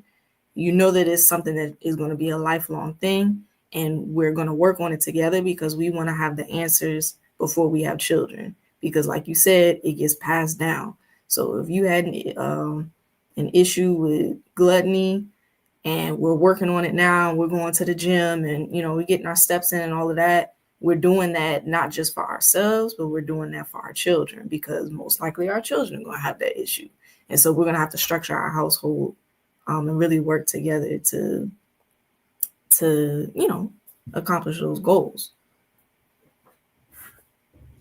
And I'm so glad you mentioned that, and you mentioned gluttony, because another thing that's really missing in our community in general, not in our community, African Center community so much, but women having the skill set of not just cooking, but knowing what's good for the family, what's good for the body, and what's not. A lot of women lack that skill, and it's not just it's really because of the way they were raised or weren't raised. And another thing we're losing, man, we're losing a lot of recipes and traditions, that what I would call kitchen traditions, and secrets that Black women have passed down for generations. We're losing a lot of that, and nobody's really talking about it. And it's just a thing. Like, for example, a lot of men can cook, but being cooked for by a woman is a whole different vibe, because y'all bring a different energy and love, and like it doesn't act like a man you could literally take a woman's recipe and follow it to the T, but it still won't taste the same, and it doesn't feel the same receiving it from a sister. So that part of nurturing, the old proverb, but wait till a man's heart is his stomach. That's still true. Whether it's Negroes, Yorugu, African man, like when a sister can really cook and she presents that to you, I mean, it's outstanding. You have anything to say to that, sister? I think what you just described is the E in wife, which is the enlightenment, having the knowledge, the insight, even the intuition to know that the family is low on a specific vitamin. And that's why we're seeing the ailments that we're seeing in the household. Being able to go into the kitchen and concoct something that will aid that. It's very important. And I'm gonna bring this up. Sister either gonna laugh or be like, "Why you bring that up?" Hey man, one time this sister made some applesauce, bro. I ain't even gonna lie. Like applesauce not even supposed to be nothing that you be like, "Yo, this is crazy." That applesauce was crazy, bro. I mean, that was on time. I ain't even gonna lie. I ain't gonna hold you. But brother, you got ripped off. Said one of my main arguments as to why brothers need wives over WAP is WAP isn't there to hold you up after 8 hours on a plantation when you're surrounded by Yoruga. Hey, listen, man. Listen. Not only that, but if you are a man, a Black man who has any type of knowledge of himself as a Black man, or awareness that he's a Black man in a hostile environment, having a woman that you can come home to and discuss the reality of that, and they be able to understand and appreciate that, it is for lack of better words, a blessing. Because like when I see dudes that marry Yuruku, I'm just like, I don't get it. Because what you gonna come home? You gonna come home to her and say, man, I'm so tired of being disrespected as a black man. Like she gonna look at you like, so you know what I'm saying? Like she cannot. I don't see how people do that. Sister, you got anything to add to what brother you got rid of? No, it's a valid point. It's something that time and time again we talk about there being a wife shortage, but there's a lot of men spending their time with WAPs. I don't know if you're specifically saying WAP, but it definitely is WAP. But either way, there's a lot of men spending their time with WAPs and passing over. I don't know if they purposefully passing over the wives or if they just don't see themselves as. I think maybe it's a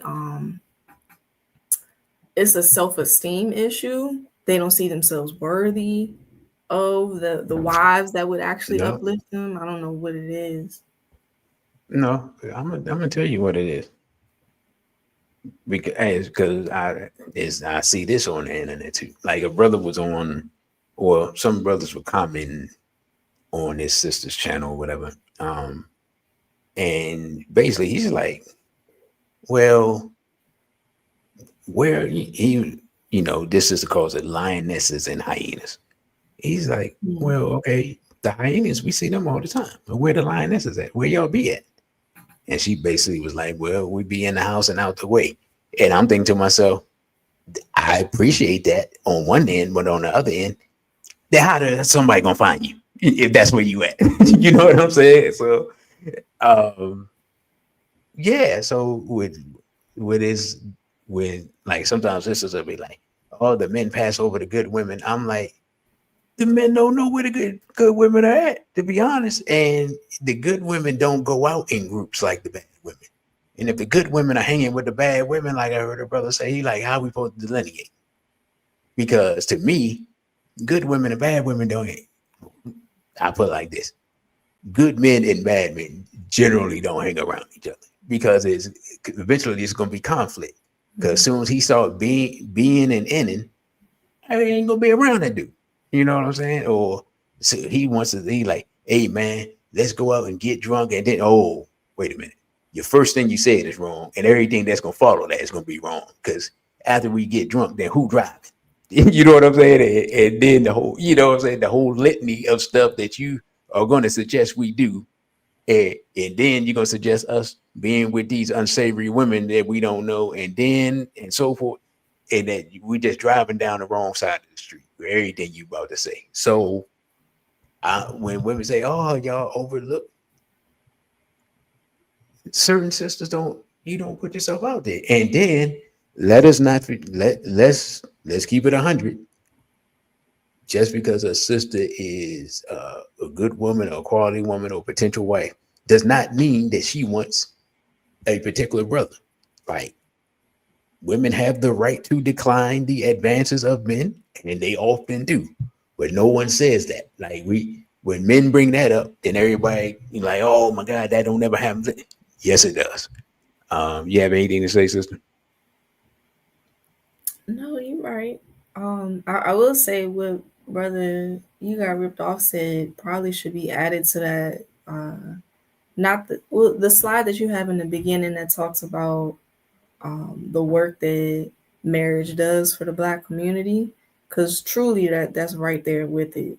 Um, in the beginning, when you talk about how the the Black man or the Black woman would go and work in order to gain the money to go buy each other's freedom, it continues on to we need the Black wife to be at home, creating an environment where he can come and decompress from Urugu and culturally center himself.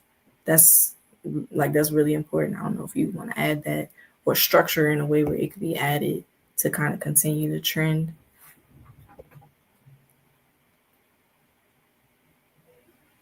Um, yeah, I had to think about that and see how I put that. You know, like we just in an environment where it's a challenge to do everything that's supposed to be right, including that. So have I? Oh, I'm on intelligent, right? That's what Mm-hmm. I'm on. Yep. Able to think critically and willing to take in new information, willing to see a different point of view based on that new information. Look, I don't know if Sister Tila has left the building or whatever. Again, I'm gonna just be honest. We don't have a lot of intelligent people in America, period. We talked about the reading levels. We've talked about the illiteracy. We've talked about and I'm be honest, if you listen to that N-word music, I remember one time my brother was like, we were somewhere. We went to see a fight, I think, and then but it was a club underneath it, and so we would come down, and he was like, "Man, I feel dumber every time that they play that song or something to that something to that effect." And I'm not gonna lie, when it was, it's been I've been in places and they play that music, and then after about an hour, you like.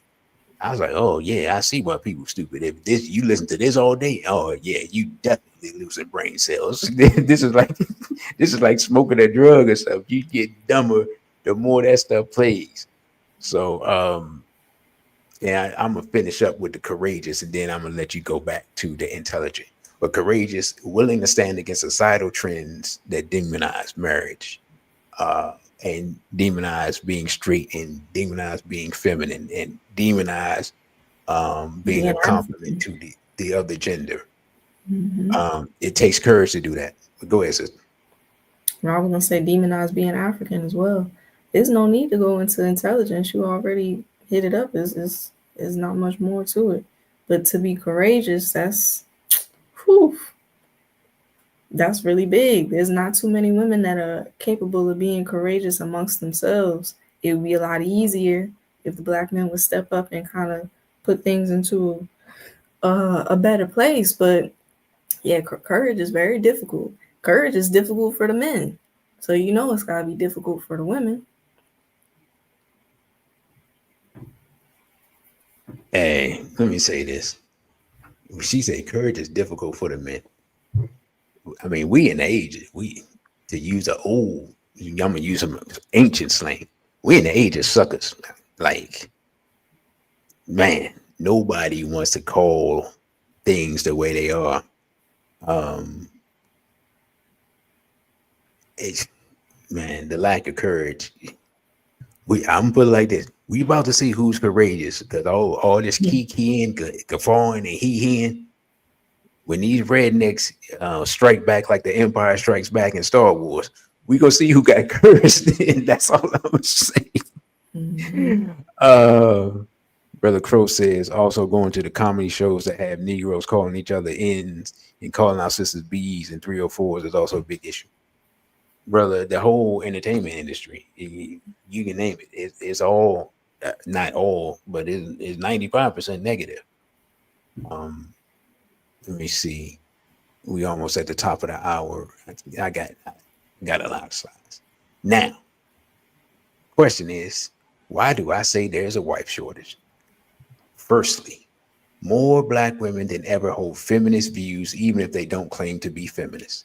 A feminist woman is not wife material because feminist women do not value black manhood. And brother, you got ripped off says, can you put your cash app into the you know, put it underneath your name or whatever. You put your cash app there. It's under my name You now. had okay, sister said she said it's up there, brother. So I guess he wants you to vocalize it. So I'll let you speak on that first one, and then you can both vocalize your cash app. Well, in the light of time, I'll put it in the chat, but I'd rather you continue on with the slide. Okay. Well, did you have anything to say that at first one, or you want me to just? Okay, this is what I'll do. I'll I'll read this slide and commentate on it, and then you can rebuttal or add anything that you want to it. Now, how about we do it like that? So, secondly, women are more quote unquote sexually liberated than ever. While studies on the number of partners women have are are limited, um, we have more young women who are on dating apps, more young women who have OnlyFans accounts, more young women who are being flued out as what's the city girl said, for romantic rendezvous. We got more women going to Dubai to engage in despicable activity that we ain't even gonna talk about here. Um, so yeah, all them women eliminated off the break.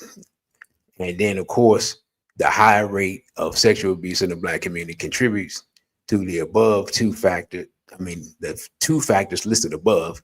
Survivors of abuse often have difficult time connecting on a deep level with men if that abuse has come at the hands of Black men. Uh, Go ahead, sister. What do you have to say to this slide?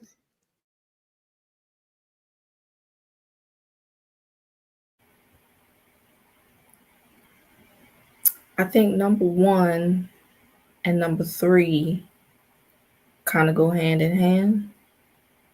Survivors of abuse often having a difficult time connecting on a deep level with men, and women not valuing Black manhood, because people aren't really separating male and man. They're just seeing men, they're seeing males that are treating them wrong, and they're assuming that they're men. And if you don't have a man in your life or the proper guidance to be able to make that distinction, then it's going to look like all males equal the nonsense that you had to go through or the trauma that you had to go through in life. So I kind of see them being put together. I didn't realize that it was as bad as it is until I got back to the States and started, talking to people. And I remember being at an ice cream truck of all things, and there was a woman running the ice cream truck, and we were having, regular conversation. And she said something along the lines of, we women, we gotta protect each other. We gotta do for each other as far as business. We gotta make sure that we support each other. I'm like, yeah, there's nothing wrong with that.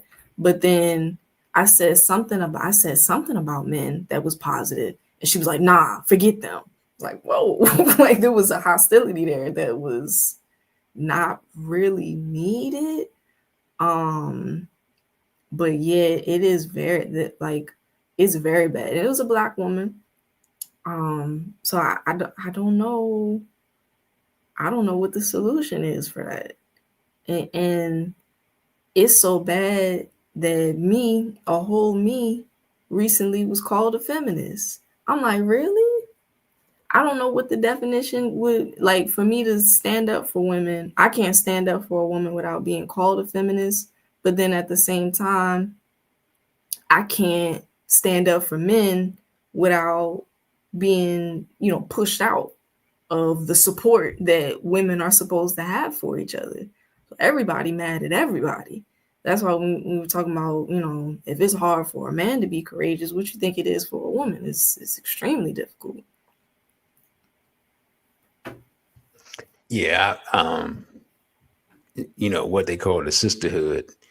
The sisterhood only exists as long as you are towing the line for the sisterhood. Like if you are disagreeing because you see another way or another point of view, then all of a sudden you're not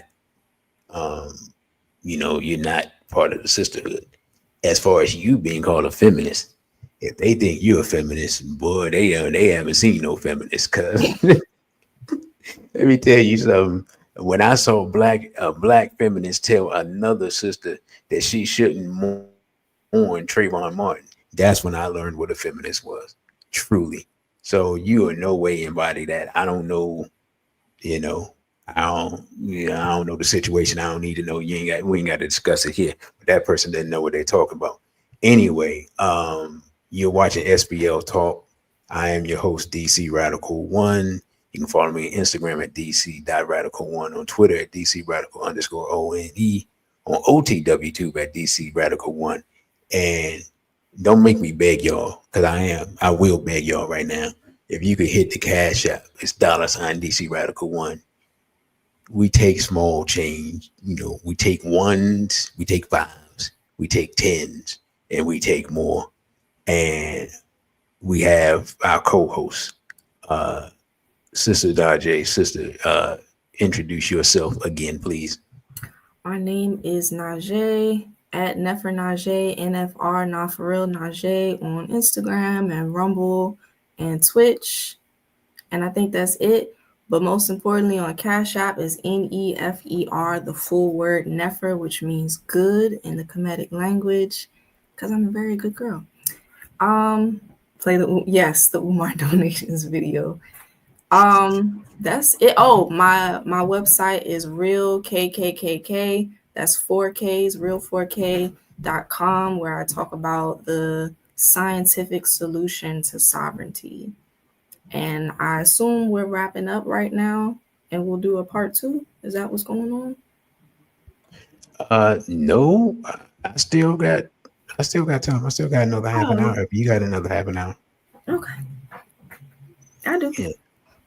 Okay.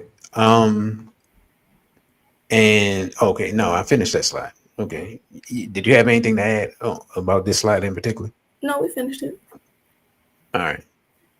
Now, said the disparity in the percentage of men with women with children, 61%, as we talked about earlier, versus the number of men with children. And this is from, I believe this is from age 15 to 49. I believe that's what it is. So that's what we're gonna go with. Or either 15 to 49, 15. Yeah, I think it's 15 to 49. Is it either 15 to 40 or 15 to 49? Not 100% sure. Like people kind of just take that part off for whatever reason. With the majority of Black women and even the majority of single Black women having children, many men. Now, here's the weird part. This is part that's weird to me. If a man is part of the 54% that doesn't have children, if he says, if he says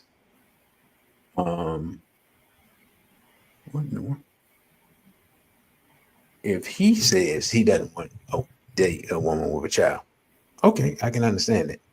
But what's weird to me is that there are men running around saying that men who have children saying that they don't want to date a woman with children.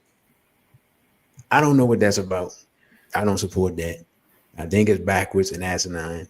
Are you even taking care of the children that you have while you making these demands? That's my question.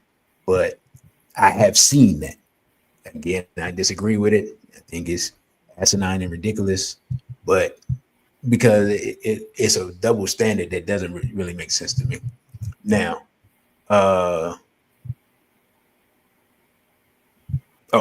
what I was saying is though, but the childless men are eliminating, or they're claiming to. Hey, no, this is what they're doing. My bad. They're eliminating women, quote unquote, single mothers, if you will, for marriage, but they are not eliminating them out their bedroom. Let's be clear about that part, right? So with all this pontificating and vilifying quote unquote single mothers and this and this and that, this is not stopping them from taking them to the bedroom. So I just want I want to be clear, because there's a lot of appearance of holier than thou-ness while still rolling around in the hate with these women that they act like they hate. So I want to put the delineation out there and tell the truth and the facts of the matter, because a lot of dudes, they faking out here for real. Now, many men also want women who are still fertile, which makes sense because you're getting married. While more women than ever are having children over 40, many men don't want to marry an older woman, especially if they don't have children, because, of course, you're lowering the risk of the woman being able to have children, or, without question, lowering the number of children that you have. You have anything to say on this, sister? On the previous bullet, I would say that there's a lot of delusional men, or as we would say, delulu. On the second bullet, I want to say that it's mostly European statistics, but they have been saying recently that the issue of fertility is not primarily with the women, but the quality of the man's sperm. And that's something that goes back into the whole thing of the man not like really taking into account the way that he's carrying his body and how that'll affect, because a woman can have a baby well into her 40s, and in the extreme cases we've seen women in Africa have children into their 60s. So it definitely is a biological fact that a woman goes through, goes to the clock, and now she's going into menopause and all of that. But we do have to take into account fertility is not all on the woman. The quality of the man's sperm has a lot to do with it, a lot more than what we thought previously. So that has to be taken into account.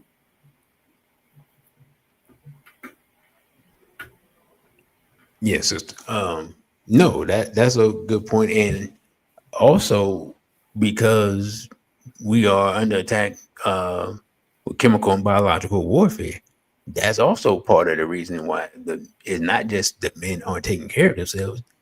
Testosterone levels are going down in the Western world, period. And part of that is just like I said, the chemical biological warfare, the food, what they spraying in the air, everything. And then another part of it is men not taking care of themselves, not being in shape and things like that. So there's a two-pronged thing with that. But of course, you never hear that as part of the discourse that the men are not a lot of men are shooting blanks or shooting in the wrong direction and all types of other stuff. Like there's no discussion of the man's capacity to reproduce healthily in that, but it's definitely a part of the equation. And brother, you got ripped off says that yep, the passport bros clearly state that they want to procreate with women outside their race, while also wanting black women to be their sexual toilets. Um, yeah, the whole passport bro movement thing is something I largely disregard. And the reason I disregard it is because I don't see a lot of dudes bringing wives back.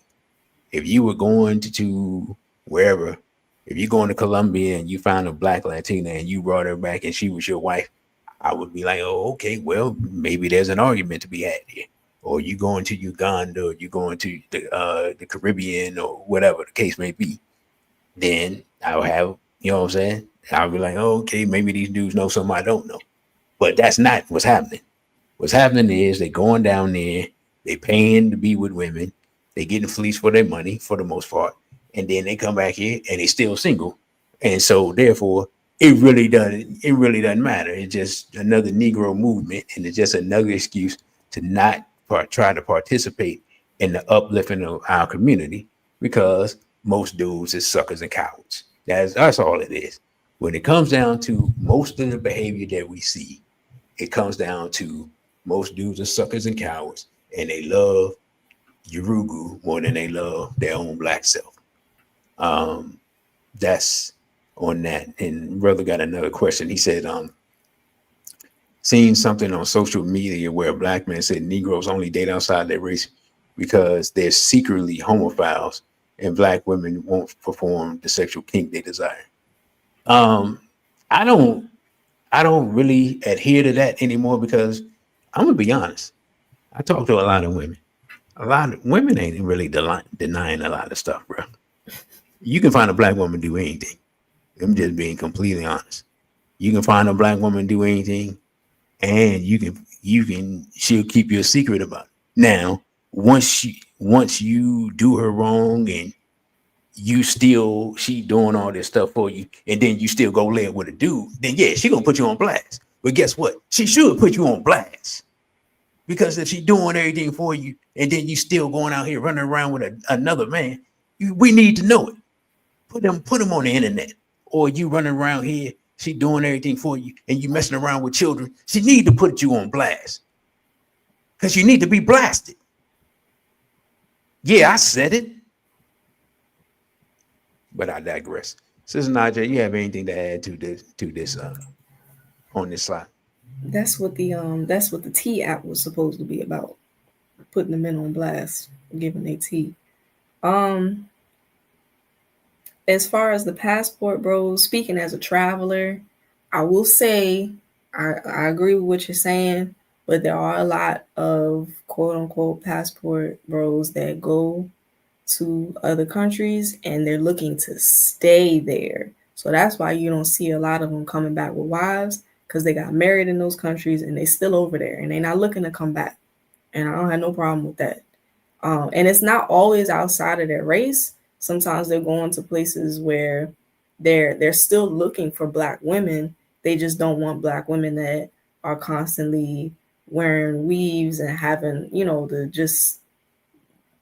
the attitudes of not needing a man, and everything that American feminism has instilled within us. So and that's not to say that's not in other countries, but I've heard the arguments of the passport bros, and they go to other countries, they find women that haven't been indoctrinated in that way, and they're looking to stay in that country so they don't bring women back. That's pretty much how I've seen it. Not in big numbers, but in the hundreds. I've seen a lot of men go and stay and be gone. Because that was, shoot, that's my plan, is to go and stay and be gone. So there ain't nothing wrong with that. A passport gal, if you will. The everything that you said as far as the that's kind of true, brother. You got ripped off. It's kind of true. They know that doing things, how you say, bending over and giving evil an opening is something that's more widely acceptable in white bedrooms. So they don't even have to do the mental leaps of trying to figure out how to get the woman to do what it, like you just go to a white woman and she'll do it for you easily, because that's just what they do anyway. So that is kind of true, but at the same time, Brother DC said is also true, that you can pretty much find a black woman to do anything. Find a black woman that's going to do what it is that you're looking for, and then also keep your secret on top of that, because we just ride or die like that. Now, I'll say that the culture is moving in a direction that's trying to press onto women to do things for their man that we should not be doing, specifically letting him bend over, and who doing the bending and all of that. And even if the man says no, they're saying, trust me, your man wants it. He just doesn't, he just doesn't know how to ask you. So you need to do it for him. Like, they're pushing that narrative onto women to do those type of things in the bedroom. So yes, it's a wild world. All right. And I want to get this in real quick, because a lot of people don't know this. On April 4th, 1969, New York Magazine published an article by Gloria Steinem entitled After Black Power, Women's Liberation. Now, understand, this is less than 3 years after the Black Panther Party was established, but she's saying after Black Power, as if it's time for Black Power to end. And also, this was published 1 year to the day after Martin Luther King was assassinated. Now, in the article, Steinem encouraged Black women to abandon the Black rights movement and embrace the women's liberation movement. Interestingly, she advocated for women to use the same tactics that Black people had used to gain some of the freedoms that they had gained. And I say that Steinem's article was essentially a declaration of war against the Black Power movement. And the goal was to replace Black Power with feminism and the LGBT. So, sister, you have anything to add to that? Nothing positive, no. Okay. And for further information on that, I would recommend that anyone get my lecture, The Death and Rebirth of the Goddess Black Woman, where I go into this more in depth. And you can, of course, email me at dc.radical_1@protonmail.com. Price for that is $25, and I will payable via Cash App, and I will send that to you usually within a day. So what we're going to do is we're going to actually listen to Gloria Steinem. I think this will play. Or you know what? I'll do it this way. We're going to listen to Gloria Steinem talk about her time at CIA.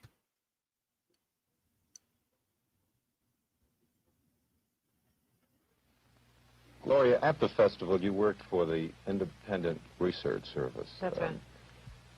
Well, exactly when did your own association with the CIA start, and in what fashion? Did they come to you, or did you go to them? In 1958, when I came home from India, I discussed with student leaders, past and present, many of them active with the National Student Association, this kind of small foundation to encourage Americans to go. They thought it was a good idea, too. I was then told by foundations and professors and friends that I should not do this, that I would get in trouble with the House Un-American Activities Committee, the American Legion, all of those 50s people. And I became convinced that it was impossible. It was at that point that the student leaders said to me that they had in the past received funds for international programs from the CIA, and that they felt that this was important and could also be partly funded by the CIA. Well, I mean, did you feel that you really tried? I mean, did you go around to all of the wealthy private foundations, wealthy private people, and explain your point of view, and explain why you felt it was important that the United States be represented at these things in a certain way? What did they tell you? They told me that, well, the Ford Foundation, for instance, told me that they thought we were too liberal and too controversial, and that we would endanger their cultural programs in Austria. I mean, the first festival was being held in Vienna. It was not encouraging at all, and the private individuals to whom I went often had particular points of view to put forward, which would have been much, much more restricting than the CIA funds were, which were free. I mean, no one was told what to say. What do you mean they were free? You mean to say it was easier for you to work for the CIA than a private organization? That's right. And the reason I think that comes as a surprise, as it did to me at the time. I mean, I had the conventional liberals' view of the CIA as a right-wing incendiary group, and I was amazed to discover that this was far from the case, that they were enlightened, liberal, nonpartisan activists of the sort who characterized the Kennedy administration, for instance. You have not been working now for the CIA since 1962. You still criticize. You were down recently in Washington? Yes, when the story broke that I had once been, that I had for 4 years been a Central Intelligence agent, I was demonstrating outside the Pentagon underneath Mr. McNamara's office against bombing in Vietnam. And this didn't precisely fit with the image of a CIA agent, but then neither does the CIA.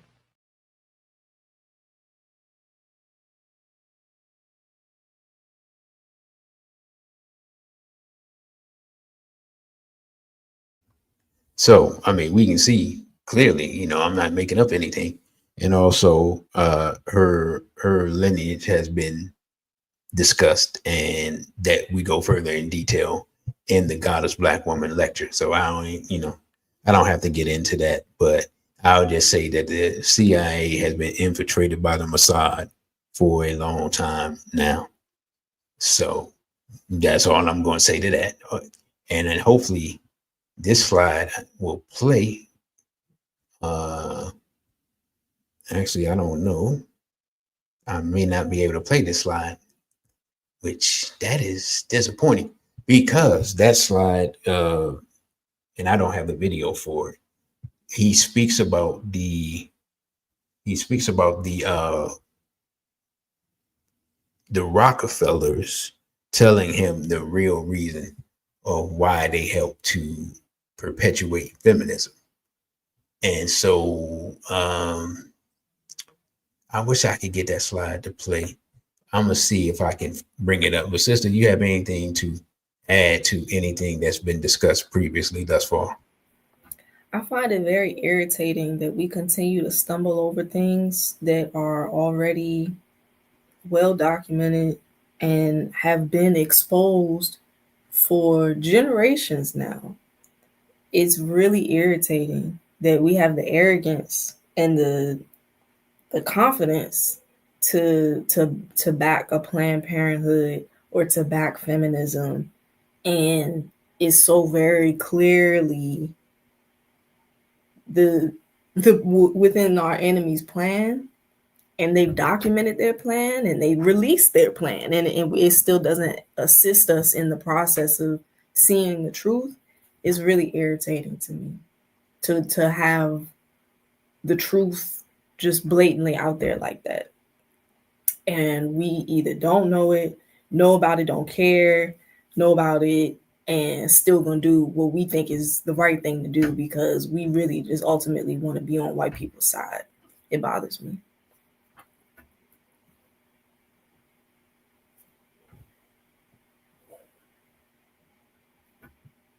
Yeah, well, you answered the question. You said because we want to love Urugu. I was going to ask a question, but you took care of that. Anyway, so my clothes, no, those are not my thoughts. Here we go. My thoughts is the white shortage is not an accident. What we're seeing in the black community in regards to the low marriage rates, the high levels of disagreement between black men and black women is not an accident. It is part of a larger plan of community destabilization, depopulation, and eventual genocide of black people in America and eventually the world. The initial purpose of black feminism was to disrupt black people's focus on liberation and power accumulation. A politically independent, empowered black nation within the confines of the United States was a threat to both the white power structure and the growing Zionist forces inside the United States. The social engineering of discord between black men and black women and the subsequent push for gender confusion has been unleashed on a greater American society. And what I find interesting is it has even leaked out to the Charlie Kirk situation because they're claiming now that the person who, or they found propaganda of pro-transgenderist propaganda that they believe belonged to the person who shot him. So again, black people are the canary in the coal mine, things that affect us. The feminism, the misandry, the misogyny, the fight between men and women. It now has the gender confusion has leaked out into the greater society, and we're seeing ramifications of it literally up to the day. So, what do you think about, sister? Think about that. Excuse me, sister. COINTELPRO 5.8 at this point. I don't know what the number would be, but it all rounds up to that. Yeah, I agree. And closing thoughts would be when we're looking at the current condition of black love and relationships, we must remember one thing. Of course, I say this repeatedly. We are being warred upon by enemies who want us removed from the planet. All analysis that omits this simple but ugly truth is rendered useless in the current time period. Before we can realistically make the changes necessary for our survival, we must accept that reality. Our enemies understand that every black child born to a loving mother and a loving father has the potential to be the black messiah that sparks the revolution that changes the black world. Their solution to this potential problem for them is to stop us from producing those children in a healthy and loving environment. You go ahead, sister. Let us know your thoughts on that. It could all be so simple. Somewhere deep down inside of our DNA, I think it's possible, but we have to take the route less often traveled. We have to try our best and then try even harder to create harmony. That is my art. We talk a lot, we talk down on each other a lot. And oftentimes it does need to be said, but how we say things matters, as well as what can be said afterwards. So if you're telling Black women, you need to stop putting those hats on your head, you're talking down on them. And you have to understand that when you're talking down on somebody, is going to create a defense, because now they feel the need to protect themselves against you, meaning that you're now their enemy, right? And it's not that you're wrong telling them that truth that comes with the nurturing. Because I care about you, I want you to be different, I want you to be better, and I see that you can be better. You have to always follow it up with a balance, right? Also talking about no, sister, I don't want you to wear that hat on your head, because I love your natural hair, because I want to see you love yourself without another culture's image. So taking the time to say things in a way that aren't going to be inflammatory, it can go a really long way. And if you do that and notice that it doesn't make a difference with the person that you're trying to cultivate a relationship with, then most times it's just not worth trying, right? Because they're not trying to work with you. And it's unfortunate, but brother said we don't have time to waste. So if it's not the right person, then you need to move on, because we don't have time to waste, and we definitely need to be trying to create more Black messiahs. I'm always going to be the advocate for multiple children. 1 is cool, 2 is great, but why stop there? If you have the ability, if you have the capacity, we need to be creating households. We need to be creating a love that goes back to how like previous generations were, where you easily had 9, 10, 11, 12 children in the household. That's not just because we doing it for the fun of it. It's because we are at war, and we need to proactively populate for the future. We need to be rearing children that not only know how to lead, but know who the enemy is and don't have a emotional tie with them. So when the time comes to move on from the enemy, they're not going to say, oh, but what about my Roblox? That's like, we have to move on from that. And unfortunately, if you're not creating a space, if you're not creating a household that is going to be on the same page, then we're not winning at all. We don't have the capacity to create a Black messiah if the household doesn't have ma'at, if the household doesn't have the vision that, we know exactly who our enemy is, we know that we're behind enemy lines, and we know that we're training for the war that we see around us. Oh, hold on, let me see. Brother, you got ripped off said, I hear you, sister, but women have to be responsible for their self-esteem. Using your example of Black men tell Black women they don't like XYZ about their cosmetics or wardrobe, it's an immediate attack she conceives. That's like the cat where you said, Cat Williams, like, it's your self-esteem. How I'm gonna be in charge of yourself? I know what you mean. I'm not speaking against that. What I'm saying is, if it's a person that you love and you're looking to create a nation with this person, you have to know how to go through conflict so that it's productive, go through conflict so that it's not tearing the person down. And we already know how sensitive our women and our men are. But because we're talking about women today, if you know that your woman is sensitive, and first of all, in this context, if you dating a woman and she not already on that time to be, not putting on the the cosmetics and the wardrobe and things that you don't like, then it's kind of like, what are you doing? For real? Why are you would because you can't go into it thinking that I like her for who she is, but I can't wait to change like all the different aspects of who she has built herself up to be. Like you working backwards, and then on top of that, you're putting her through a lot in a way that might break her and might make her turn against you. So I wasn't saying that men have to be in charge of a woman's self-esteem. What I'm saying is on both sides, when it comes to nurturing, we have to know how to balance out conversations. So speaking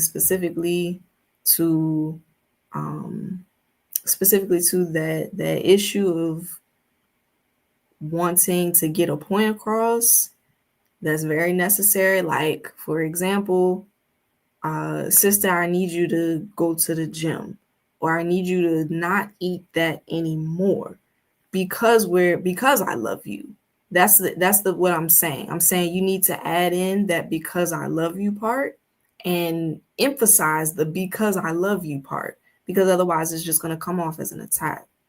And it's not, it shouldn't be that you have this attitude of it is an attack. Like, no, like I understand that it basically is an attack, but if you love the person, you're looking to nation build with the person, you should have the time of day to not want them to feel attacked, right? Because otherwise you could just be any of these men in the comment section like, oh, you big built, like it could be all of that, but you're supposed to be different because you're the person that's supposed to be complimenting and nation building with this woman. So that was the point that I was trying to make. We need more Black babies. If you have one, you should have two. If you have two, you should have three. If you have three, you should have four. And at this point now, you need land, right? You should already have the land for the first baby, but if you don't, go ahead and get the land for the first baby. That's all I'm saying. Anything else? Well, I mean, Sister Najee talking about land, and what she talking about is basically not taking place here in the wilderness in the hills of North America. But yeah, I just say again, and this is SBL Talk. I'm your host, DC Radical One. You can follow me on Instagram, DC.Radical1, Twitter at DC Radical_ONE, on OTWTube at DC Radical1, the Cash App, $ DC Radical1, and the email dc.radical_1 at protonmail.com. Also, of course, we do still have the lost tapes available, and we do have the Death and Rebirth of the Goddess Black Woman available. If you enjoy this program, you will enjoy that lecture all the much more because we go in far greater detail. The difference, of course, being is this one is more balanced in the sense that we have Sister Najee here to give us a balanced viewpoint on what we discussed here. So I'm gonna say this: if you enjoyed this, please put something in her Cash App. And I'm not gonna lie to you, I greatly appreciate if you put a few shekels in mine as well. So I'm gonna get ready to close it out. If Sister Najee has any closing thoughts, you can say those now. Real4KKKK.com. Nefer Najee, not for real, Najee on Instagram, TikTok, Rumble, and Twitch. And please love up on the Black person that you plan to nation build with. It is pertinent. It doesn't seem like it's nation building for you to just give a compliment and give a little love to that person, but truly that is the butterfly effect that is going to lead us to sovereignty. Oh, let me ask this question. So, sister, do you agree with the overall premise that there's a Black wife shortage? Because you may disagree. I'm gonna ask you that, and then we can go out from there. As I told you earlier, I'm looking out for where the Black husband shortage, I personally feel. So, but I guess naturally there's gonna be a black woman shortage because it's more women than men. I guess the shortage is a shortage because the same reason that the passport bros have to go overseas is the black woman isn't built to be a woman, specifically a wife. So naturally, yes, there is going to be a shortage. Oh, I didn't know what she was gonna say, brother. So y'all heard it from her. So now the sisters can argue with you because sisters tell me it ain't no shortage, but It's you definitely agree. I mean, you look at the And numbers the statistics you gave, and then just the fact that you can't go down the street without seeing somebody, a black woman that with her behind half out, yelling at the children that she has, cursing at the children that she has. She ain't no wife. If she cursing at her, I mean cursing like you like it's terrible out here. So yes, I can't say that she would be a wife, nor is she trying to be a wife. Most women at this point look down at the concept of being a wife. I don't think that was even in here in the slides. A lot of women aren't trying to be wives. They look down on it. So absolutely that yes, great black wife shortage for sure. all right, well, I think that pretty much covers it.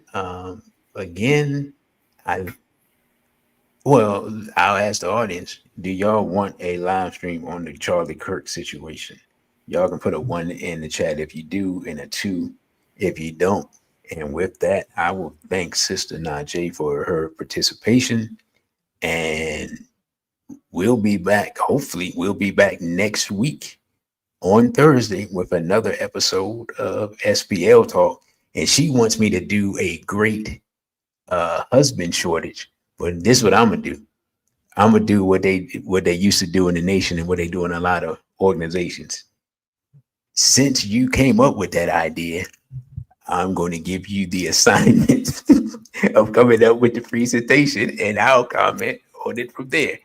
So If if that's we the case, if it wouldn't be the shortage of husbands, because you did say earlier it's not that there's a shortage of husbands, because there's a lot of men looking to be husbands, but there definitely is a shortage of worthy, courageous warrior men. So we will have to tweak it a little bit.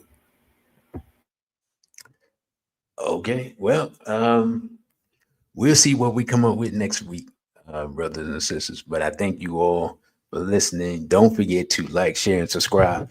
And by the way, share this with your friends and let them know we are, last time I checked, we are 2 people away from 1,300, which will be a milestone. So, hey, 2 random people out there, just go ahead and subscribe. And again, I thank you all for listening. Thanks, Sister Najee, for co-hosting with me. I think that she has enhanced the show a lot. And with that, I say a BB for ODA and straight black pride.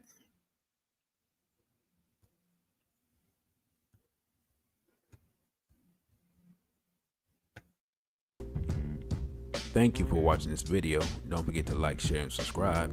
Also follow us on our other social media platforms. On Instagram, we're at dc.radical, the number 1. On Twitter, we're at dc_radical_ONE. And the Cash App is $DC Radical 1. Again, thank you for subscribing. A BB for ODA and straight black pride.